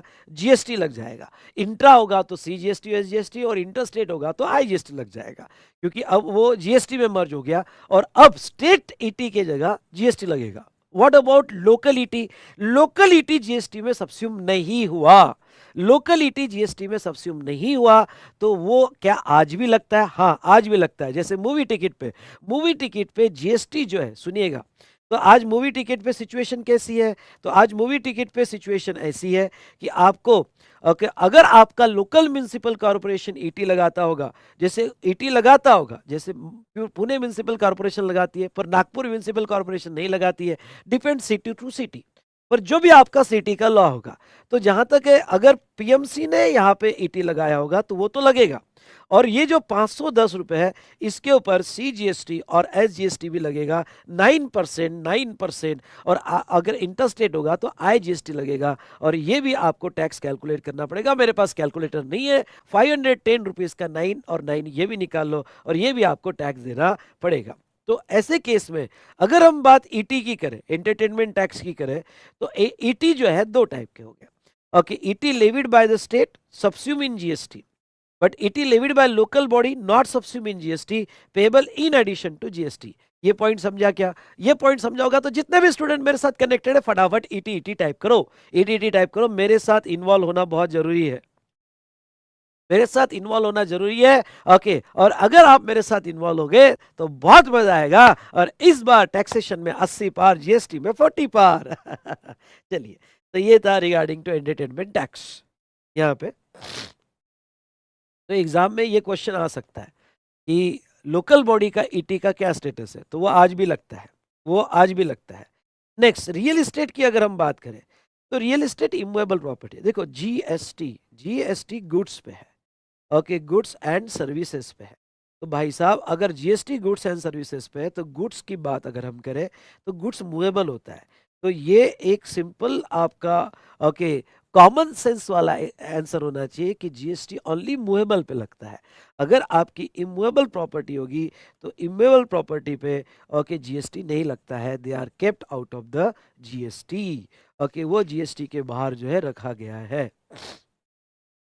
चलिए डन डन डन डन, ये हमारा हो गया, ये हुई ना बात, हमारा ये अच्छे से हो गया।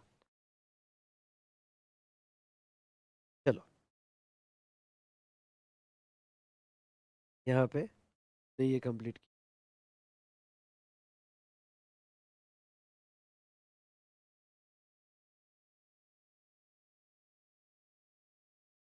अब आते हैं बेटा जीएसटी काउंसिल, अब आते हैं जीएसटी काउंसिल, ठीक है, जीएसटी काउंसिल पे आते हैं। चलो जीएसटी काउंसिल क्या है, देखो बेटा, अब जीएसटी लॉ जो है वो मिलकर बना रहे हैं। आर्टिकल 246 है कि देखो सेंट्रल वालों और स्टेट वालों आप ना मिलकर जीएसटी लॉ बनाओ, मिलकर जीएसटी लॉ बनाओ, और जब भी कोई सेलर बायर को सेल करता है तो मिलकर जीएसटी लगाओ। ओके, ऐसा झगड़ो मत, मिलकर लगाओ ना। ओके, सीजीएसटी आधा ले लो, एसजीएसटी आधा ले लो, दैट्स ऑल। ओके, मिलकर लगाओ, मिलके खेलते हैं, क्यों अलग अलग खेलना, क्यों कंपटीशन करना, मिलके खेलते हैं, मिलके लोगों को यहाँ पे टैक्स लगाते हैं। जब आर्टिकल 246 ने कह दिया कि आर्टिकल 246 ए, ठीक है, आर्टिकल 246 ए कि मिलकर टैक्स लगाते, ठीक है, तो भाई साहब अब सवाल ये हो गया कि मिलकर टैक्स लगाएंगे तो पॉलिसी भी तो मिलकर बनानी पड़ेगी ना। मिलकर मतलब सेंट्रल के फाइनेंस मिनिस्टर, सेंट्रल के फाइनेंस मिनिस्टर और सारे 28 स्टेट्स के, सारे 28 स्टेट्स के 28+3, बताओ 28+3 क्यों बोल रहा हूँ मैं, 28+3 क्यों बोल रहा हूँ, और 5 यूटी, 5 यूटी के गवर्नर, तो स्टेट के फाइनेंस मिनिस्टर और 5 यूटी के गवर्नर, वहां फाइनेंस मिनिस्टर नहीं होता है, गवर्नर, ये भाई सब बैठेंगे, सारे स्टेट के फाइनेंस मिनिस्टर बैठेंगे, ओके, ये बैठेंगे और सेंट्रल के फाइनेंस मिनिस्टर। तो आप क्या समझो, जो मेरा लेक्चर सुन रहे हैं आप अपने स्टेट के फाइनेंस मिनिस्टर बन जाओ, ठीक है, और ओके यहाँ पे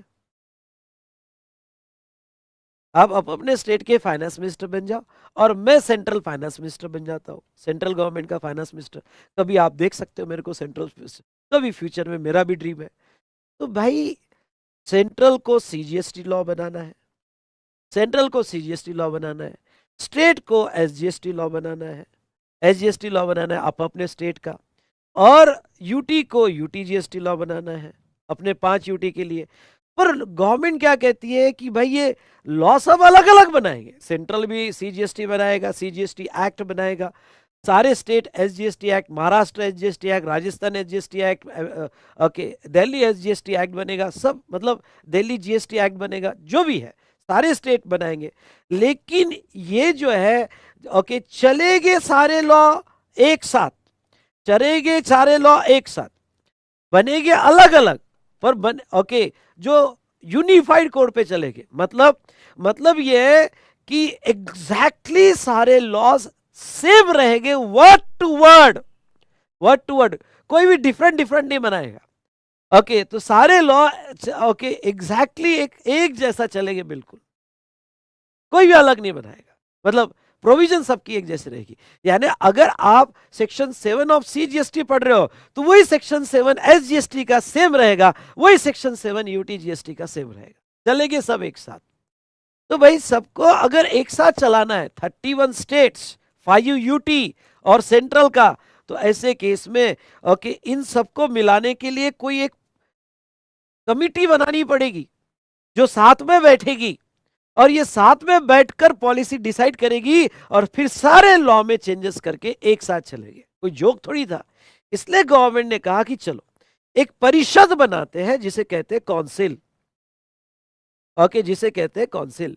जिसमें ओके सेंट्रल से फाइनेंस मिनिस्टर रहेगा और सारे स्टेट्स के फाइनेंस मिनिस्टर रहेंगे और यूटी के रिप्रेजेंटेटिव रहेंगे, यूटी के रिप्रेजेंटेटिव रहेंगे। और इसको नाम दिया गया जीएसटी काउंसिल, इसको नाम दिया गया जीएसटी काउंसिल, जीएसटी की परिषद। अब ये जो अब जीएसटी लॉ डिसाइड करने वाला, सुनिएगा, जीएसटी लॉ डिसाइड करने वाला अकेला सेंट्रल नहीं होगा, क्योंकि सबको साथ में चलना है, सबको एक जैसा बनाना है, सबको exactly word to word same रखना है। तो कि सिर्फ सेंट्रल मनमानी नहीं कहेगा कि मोदी जी के मूड में आ गया डाल दिया सीजीएसटी में ये चेंजेस कर दो, ओके स्टेट वालों के मूड में आ गया, ओके ममता बनर्जी के मूड में आ गया, या फिर हमारे यहाँ पे महाराष्ट्र में एकनाथ शिंदे के मूड में आ गया, या फिर ओके यहाँ आप में दिल्ली में केजरीवाल के मूड में आ गया, पंजाब में जो है यहाँ पे आपके उनको मूड में आ गया। सब अपने हिसाब से नहीं बनाएंगे, ओके सब बैठेंगे काउंसिल में, डिस्कशन होगा, जीएसटी किस तरह से स्ट्रक्चर बनाया जाएगा या अमेंडमेंट क्या करनी पड़ेगी, जीएसटी के रेट्स क्या होंगे, एग्जम्पशंस क्या होंगे, ओके प्रोसीजर क्या होगी, काउंसिल बैठेगा और ये काउंसिल मीटिंग में डिसाइड होगा, ओके जिसमें वोटिंग्स रहेगी और जो डिसीजन हुआ वो बनेगा लॉ और वो सारे एक्ट में एक साथ चेंज होगा। भाई समझा होगा?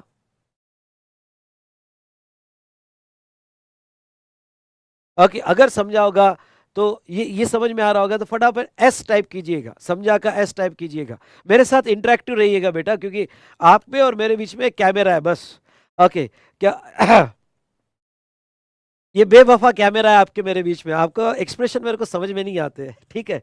तो जहां तक देखा जाए तो ये जीएसटी काउंसिल बनेगा और एक काउंसिल मिलकर लॉ बनाएगा और जो भी डिसीजन होंगे वो सारे एक्ट में ओके चेंज किए जाएंगे। तो ऐसे सिचुएशन में जीएसटी काउंसिल बनाया गया। तो यहाँ पे अब लास्ट एक लाइन कह दे तो, जब तक जीएसटी काउंसिल कोई डिसीजन नहीं लेता है जीएसटी का पत्ता भी नहीं हिलता है, जो भी होगा on recommendation of GST council होगा। चलो तो भाई साहब अब ये जीएसटी काउंसिल का स्ट्रक्चर कैसा है? आर्टिकल 279 है, स्पेशल आर्टिकल बनाया गया okay of constitution, empower president of India. ये काउंसिल को कंट्रोल करेगा इंडियन प्रेसिडेंट, क्योंकि भाई सबके ऊपर कौन है? हमारा हमारे प्रेसिडेंट स्टेट। तो ये काउंसिल जो बनाएगा इनका हेड रहेगा, इनका हेड रहेगा प्रेसिडेंट ऑफ इंडिया और ये प्रेसिडेंट ऑफ इंडिया के अंडर में बनाया गया, क्योंकि अगर झगड़े हो गए तो प्रेसिडेंट हैंडल करेगा। ओके तो प्रेसिडेंट के हेड में ये काउंसिल बनेगा। ओके तो it empowers president to constitute joint forum of centre and state, ये एक फोरम है ओके सेंट्रल और स्टेट, जिसे जीएसटी काउंसिल बोला जाता है। Provision related to GST council came into force on 12 सितंबर 16।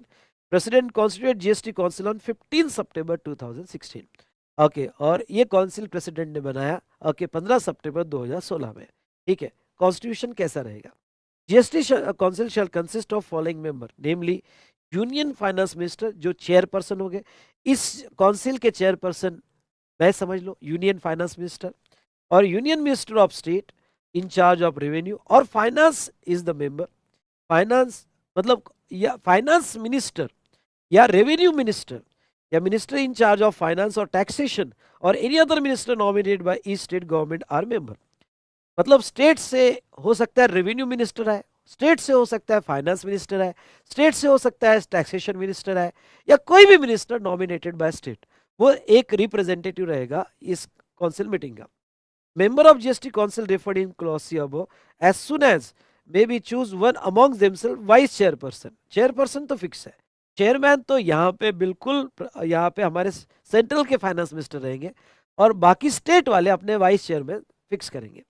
Decision by majority okay more than 3/4 of weighted vote member present. कोई भी मीटिंग में जो डिसीजन होगा तो 3/4 से ज्यादा उसको वोटिंग रहेगा, जो लोग प्रेजेंट है उसमें से 3/4 से ज्यादा वेटेज रहेगा, जिसमें 1/3 वेटेज यहाँ पे सेंट्रल का होगा और 2/3 वेटेज ओके यहाँ पे स्टेट का होगा। तो ये 1/3 और 2/3 में से अगर 3/4 से ज्यादा यहाँ पे वोटिंग आ जाती है तो वो डिसीजन पास हो जाएगा। आई होप आपको ये समझा होगा जीएसटी काउंसिल बिल्कुल थ्योरेटिकल कॉन्सेप्ट आएगा, आपको क्वेश्चन भी वैसा ही लिया है। ये आपके लिए होमवर्क रहेगा। क्वेश्चन नंबर 8 डाल दो होमवर्क में, important. Okay question number 8 homework में डाल दो, ये आप करोगे जैसा मैंने पढ़ाया उसके हिसाब से आप इसको फिक्स करोगे। यस और no? Done done done done. तो क्वेश्चन नंबर 8 आप करोगे।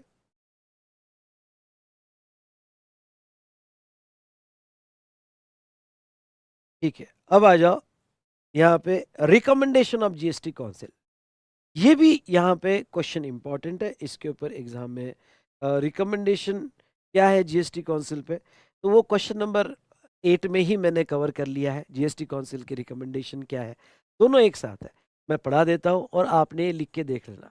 ठीक है, तो देखो ये जो जीएसटी काउंसिल बनाया गया, the goods and service tax council shall make a recommendation to union and states. ये काउंसिल जो है ये रिकमेंडेशन देता है दोनों गवर्नमेंट को, क्योंकि है दोनों गवर्नमेंट के मेंबर्स, तो गवर्नमेंट को रिकमेंडेशन देता है taxes to be subsume in GST. जो हमने एक लिस्ट बनाई थी कौन कौन से टैक्सेस सब्स्यूम हुए जीएसटी में, तो ये जीएसटी काउंसिल ने डिसाइड किया कि सेंट्रल के इतने मर्ज कर दो, स्टेट के इतने मर्ज कर दो। तो कौन कौन से taxes subsume in GST, exemption in GST, सारे 31 स्टेट्स 5 यूटी और सेंट्रल गवर्नमेंट मिलकर ये डिसाइड करेंगे कहाँ एग्जम्पशन देना है और कहाँ एग्जम्पशन नहीं देना है। तो हम यहाँ पे जीएसटी में जितने भी एग्जम्पशन देखेंगे ये सबने मिलकर डिसाइड किया है कहाँ देना है और कहाँ नहीं देना है। Exemption in GST, model of GST tax law, GST tax law कैसे रहेगा। अब तो ये बन चुका है, बनने को भी 2017 से लेकर अभी तक अच्छा खासा टाइम हो चुका है, बच्चा बड़ा हो गया है जीएसटी का। तो ये मॉडल जो जीएसटी का मॉडल हम पढ़ने वाले हैं ये भी जीएसटी काउंसिल ने डिजाइन किया है। Model of GST law, principle of levy, apportionment of GST between the in case of interstate between the state और सेंट्रल। हाँ, यहाँ पे जीएसटी लॉ कैसा रहेगा, उसके प्रिंसिपल्स क्या होंगे जो हम आगे पढ़ने वाले हैं। और अगर आईजीएसटी का रेवेन्यू होता है इंटरस्टेट में तो सेंटर और स्टेट में कैसे अपोर्शन किया जाएगा, ये सब डिसीजन जीएसटी काउंसिल लेगा। Threshold limit very important, threshold limit अब मैं आपको बताता हूँ। कुछ लिमिट तक जीएसटी नहीं लगता है, जैसे आपने इनकम टैक्स पढ़ा होगा, तो इनकम टैक्स में 2.5 लाख तक आपको इनकम टैक्स से लगता है, वैसा जीएसटी है। जीएसटी में 20 लाख तक, आपके 20 लाख के टर्नओवर तक जीएसटी नहीं लगता है। मेरे साथ सब बोलो, 20 लाख के टर्नओवर तक आपको जीएसटी नहीं लगता है। ठीक है, कुछ हाँ कुछ केसेस में 10 लाख है, कुछ केस में 40 लाख है, ऐसे 3 लिमिट है। पर ओके 10 और 40 बाद में पढ़ेंगे, अभी तो इतने रखो कि 20 लाख के टर्नओवर तक आपको जीएसटी में रजिस्ट्रेशन लेने की जरूरत नहीं है और 20 लाख तक आपको जीएसटी नहीं लगता है। तो ये 20 लाख या 10 लाख 40 लाख या वॉट एवर इट में भी, ये कौन डिसाइड करेगा, तो ये जीएसटी काउंसिल डिसाइड करेगा। ओके, उसके बाद में next rate including floor rate. भाई जीएसटी के जो रेट्स है जैसे आपने सुने होंगे 5%, 12%, 18%, 28%, तो ये जीएसटी की रेट्स कौन डिसाइड करेगा, तो दोस्तों ये जीएसटी के रेट्स जो है यहाँ पे जीएसटी काउंसिल ही डिसाइड करेगा। अंडरलाइन करते जाओ मेरे साथ, rate of GST GST council decide करेगा। उसके बाद में एनी स्पेशल रेट और rate for specified period, additional resources during any natural calamity या डिसास्टर। अगर कोई नेचुरल कैलेमिटी हो जाए, डिसास्टर हो जाए और एक्स्ट्रा सरचार्ज लगाना पड़े, सेस लगाना पड़े, तो वो भी डिसीजन जीएसटी काउंसिल लेगा। नाउ ये वाला पार्ट लर्न करके जाना, ये आगे बहुत काम आएगा और इसकी कोई मेमोरी टेक्निक बनती है तो वो भी बना लेना। Special provision, okay, special provision in respect of state of Arunachal Pradesh, Assam, Jammu and Kashmir, Manipur, Meghalaya, Mizoram, Nagaland, Sikkim, Tripura, Himachal Pradesh और उत्तराखंड। कुछ स्टेट्स यहाँ पे सिलेक्ट हुए हैं। इन स्टेट्स के लिए जिनको स्पेशल कैटेगरी ऑफ स्टेट कहा जाता है, ये लर्न करना, स्पेशल कैटेगरी ऑफ स्टेट कौन से है, जिनको स्पेशल कैटेगरी ऑफ स्टेट कहा जाता है। तो ये जो स्टेट है, मैंने ऊपर की लिस्ट यहाँ बनाई है, अरुणाचल प्रदेश, आसाम, जम्मू एंड कश्मीर, मणिपुर, मेघालय, मिजोरम, नागालैंड, सिक्किम, त्रिपुरा, हिमाचल प्रदेश और उत्तराखंड। ओके, कोई मेमोरी टेक्निक बनती है तो यहाँ बना लेना, ये लर्न करना पड़ेगा। ये स्टेट में जीएसटी लॉ जो है थोड़ा अलग चल सकता है और अदर स्टेट में अलग चल सकता है, जिसके बारे में हम आगे बात करेंगे। अभी सिर्फ तुम यहाँ पे ये स्पेशल कैटेगरी ऑफ स्टेट की लिस्ट लर्न कर लेना, ठीक है। तो यहाँ पे स्पेशल कैटेगरी ऑफ स्टेट की लिस्ट उन्होंने यहाँ पे दी है। चलो नेक्स्ट, जीएसटीएन पोर्टल, इसके बारे में हम बाद में बात करेंगे। ओके, जब मैं रजिस्ट्रेशन चैप्टर पढ़ाऊंगा तब मैं इस पोर्टल के बारे में बात करूंगा, ठीक है। नेक्स्ट आ जाओ यहाँ पे, जेनेसिस और history of GST in India. Okay, यहाँ पे ये थोड़ा समझ लो, जेनेसिस और history of GST in India. कोई काम का नहीं, कीप इन प्रायोरिटी सी, इसके ऊपर कोई क्वेश्चन आपको नहीं पूछा जाएगा। इसमें सिर्फ एक लाइन याद रखना है जिसका फ्लो मैंने नीचे ड्रॉ करके दिया है। मैं आपको बता देता हूँ, ये ऊपर जो थ्योरी है ये फ्लो में समझ लो, जस्ट समझ लो, एग्जाम में नहीं पूछेंगे। 2000 2000 का साल जब था, जब वाजपेयी गवर्नमेंट थी, तो जीएसटी का कॉन्सेप्ट रखा गया और एक कमेटी बनाई गई, क्या हम इंडिया में जीएसटी ला सकते हैं। 2006 में पी चिदम्बरम ने कहा था कि भाई, announcement by union finance minister during budget 6-7 that GST will be introduced 1 अप्रैल 2010 से जीएसटी लाएंगे। वो बात अलग है कि नहीं लाया गया, पर सोचा था कि लाएंगे। उसके बाद में मोदी गवर्नमेंट आई, मोदी गवर्नमेंट आते ही उन्होंने 2014 में जीएसटी का प्रपोजल रखा, अमेंडमेंट बिल रखा, फेल हो गया वो, पर अमेंडमेंट बिल रखा। उसके बाद में नेक्स्ट अगर हम बात करें,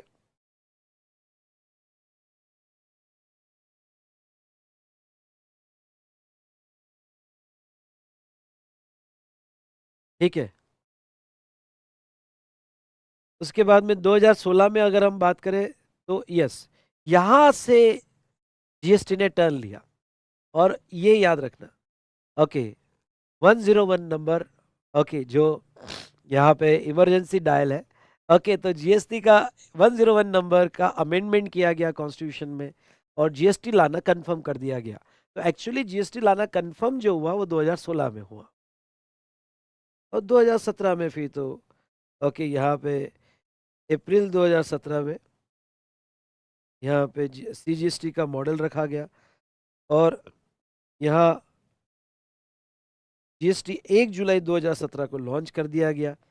8 जुलाई 2017 को जम्मू एंड कश्मीर को भी लागू कर दिया गया, और जीएसटी की जर्नी स्टार्ट हुई। इस तरह से जीएसटी का जीन्स डेवलप हुआ, और कि जीन्स का ओरिजिन, वहां से वो डेवलप होते होते बच्चा पैदा हुआ जीएसटी का। तो ये था जीनेसिस ऑफ जीएसटी। कैसे जीन्स डेवलप हुए जीएसटी के, तो जीनेसिस ये है 2000 से, ओके, यहाँ पे डेवलप होते होते जीन्स तैयार हुआ, और यहाँ पे आज जीएसटी का बच्चा, ओके, जहाँ तक है 9-10 साल का हो गया है, ओके, 2017 से लेके अभी तक। सर ये पढ़ना है क्या, छोड़ो ना यार, ये कहाँ पढ़ते, एग्जाम के हिसाब से बिल्कुल भी इम्पोर्टेंट नहीं है। सिर्फ इतना याद रखना एमसीक्यू के हिसाब से कि दो चीज़ याद रखना कि कॉन्स्टिट्यूशन अमेंडमेंट का नंबर क्या था, तो 101, और जीएसटी कब से लाया गया, तो ये बच्चा भी बता देगा, 1 जुलाई 2017 से लाया गया, और 8 जुलाई से वो जम्मू एंड कश्मीर को भी अप्लीकेबल कर दिया गया। चलो,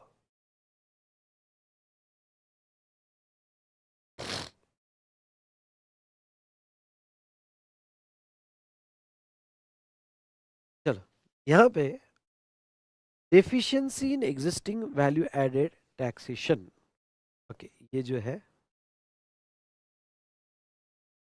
नहीं, स्पेशल कैटेगरी ऑफ स्टेट में जितना मैंने दिया वही है, तेलंगाना नहीं है उसकी स्पेशल कैटेगरी ऑफ लिस्ट,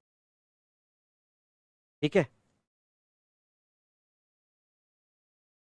एक छोटा सा ब्रेक चाहिए आपको, छोटा सा ब्रेक चाहिए, फिर बाद में कंटिन्यू करें। चलो, एक 10 मिनट का ब्रेक ले लेते हैं, मेरे को भी ब्रेक चाहिए थोड़ा, ओके, और बाद में कंटिन्यू करें। मैं बस आपको पूछना चाहता हूँ कि कॉन्सेप्ट समझ में आ रहे होंगे,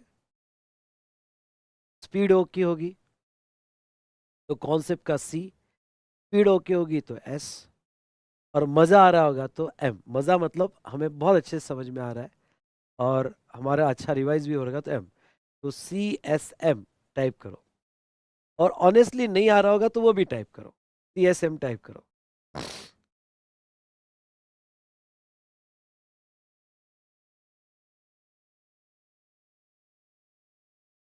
वेरी गुड, CSM,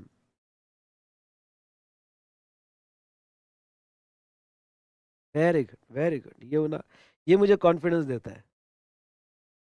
हम राइटिंग प्रैक्टिस तो कर ही रहे ना यार, कैसा कर रहा है तू, सारे क्वेश्चन नहीं लिख के देखेंगे, इतना लिखने के दे तो मुझे 200 घंटे लग जाएंगे। स्पीड इंक्रीज होगा सेकंड थर्ड चैप्टर से। हाँ, और इसको भी किसी स्टूडेंट को अगर इससे भी ज़्यादा स्पीड चाहिए तो फिर वो लाइव स्ट्रीम ना देखे, वो रिकॉर्डेड सेशन में 1.25 के स्पीड में देखे, मेरा स्ट्रॉन्ग रिकमेंडेशन। ठीक है।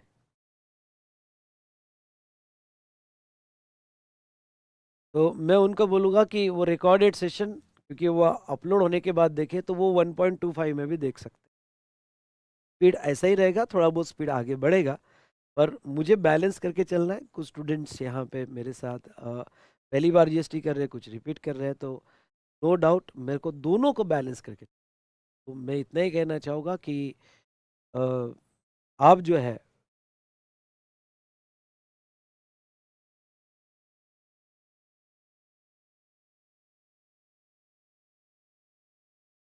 Very good sir. मैंने कहीं पे भी कोई क्लासेस नहीं ली थी जीएसटी की, पर आपसे पढ़ रहा हूँ तो सारे कॉन्सेप्ट ब्रशअप हो रहे हैं। Very good, very good. चलो, ओके, डन, डन। चलो 10 मिनट का ब्रेक लेते हैं।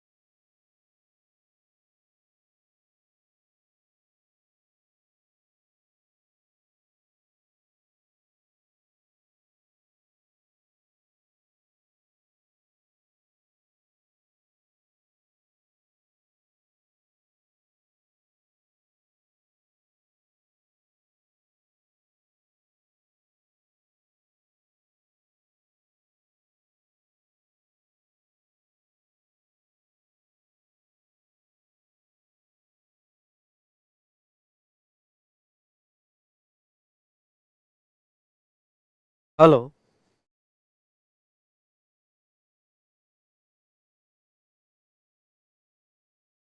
हेलो।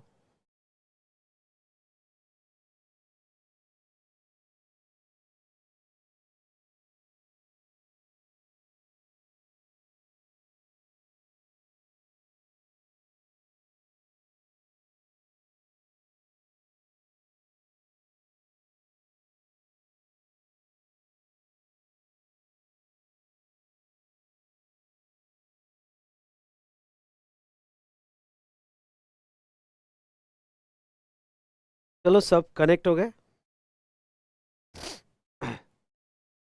सब कनेक्ट हो गए? बताओ फटाफट। Hello. Hello. Hello. Hello. Yes बेटा। मैं बता दूं कि जो थोड़ा ज़्यादा ही वीकनेस हो रहा है, तो हम ये जो रिमेनिंग सेशन है हम इवनिंग में ले लेंगे। इवनिंग का टाइम जो है, थिंक, अब यहाँ तक तो हम यूट्यूब पे डेमो लेक्चर ले रहे हैं, और इसके इवनिंग वाला लेक्चर भी हम यूट्यूब पे ले लेंगे, और वो लास्ट डेमो लेक्चर होगा। तो मैं ये बता दूं, इवनिंग का टाइम अगर मुझे ठीक लगा तो 8 बजे ये, सॉरी, 7:30 को ये सेशन रहेगा।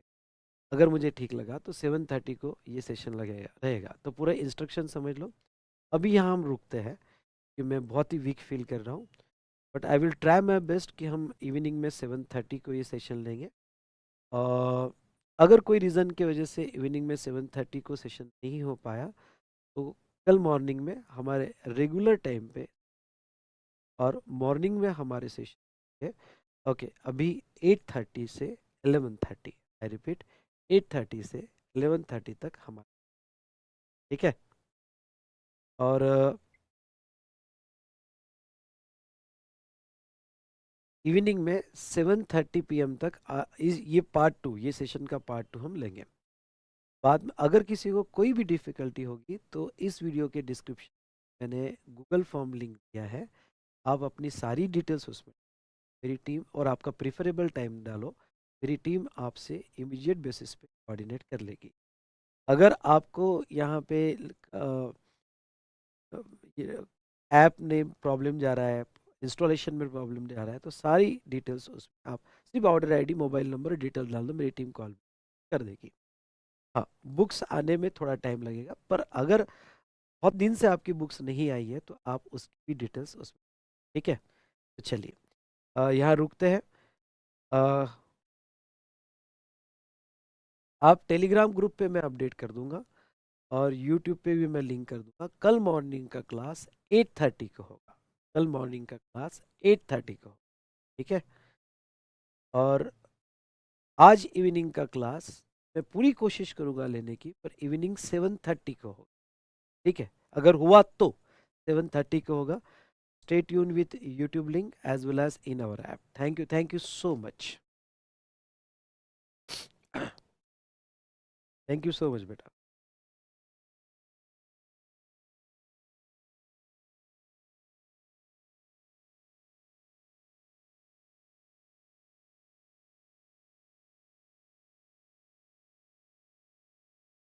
नहीं नहीं, मैं इवनिंग में लूँगा, मैं आपको अपडेट करता हूँ। Thank you. अकॉर्डिंगली मैं अपडेट करता हूँ। और जो भी स्टूडेंट को ये सेशन पसंद आया होगा तो लाइक ज़रूर कीजिएगा, अभी या बाद में। ओके ठीक है, जब भी आप वीडियो देखोगे। Thank you.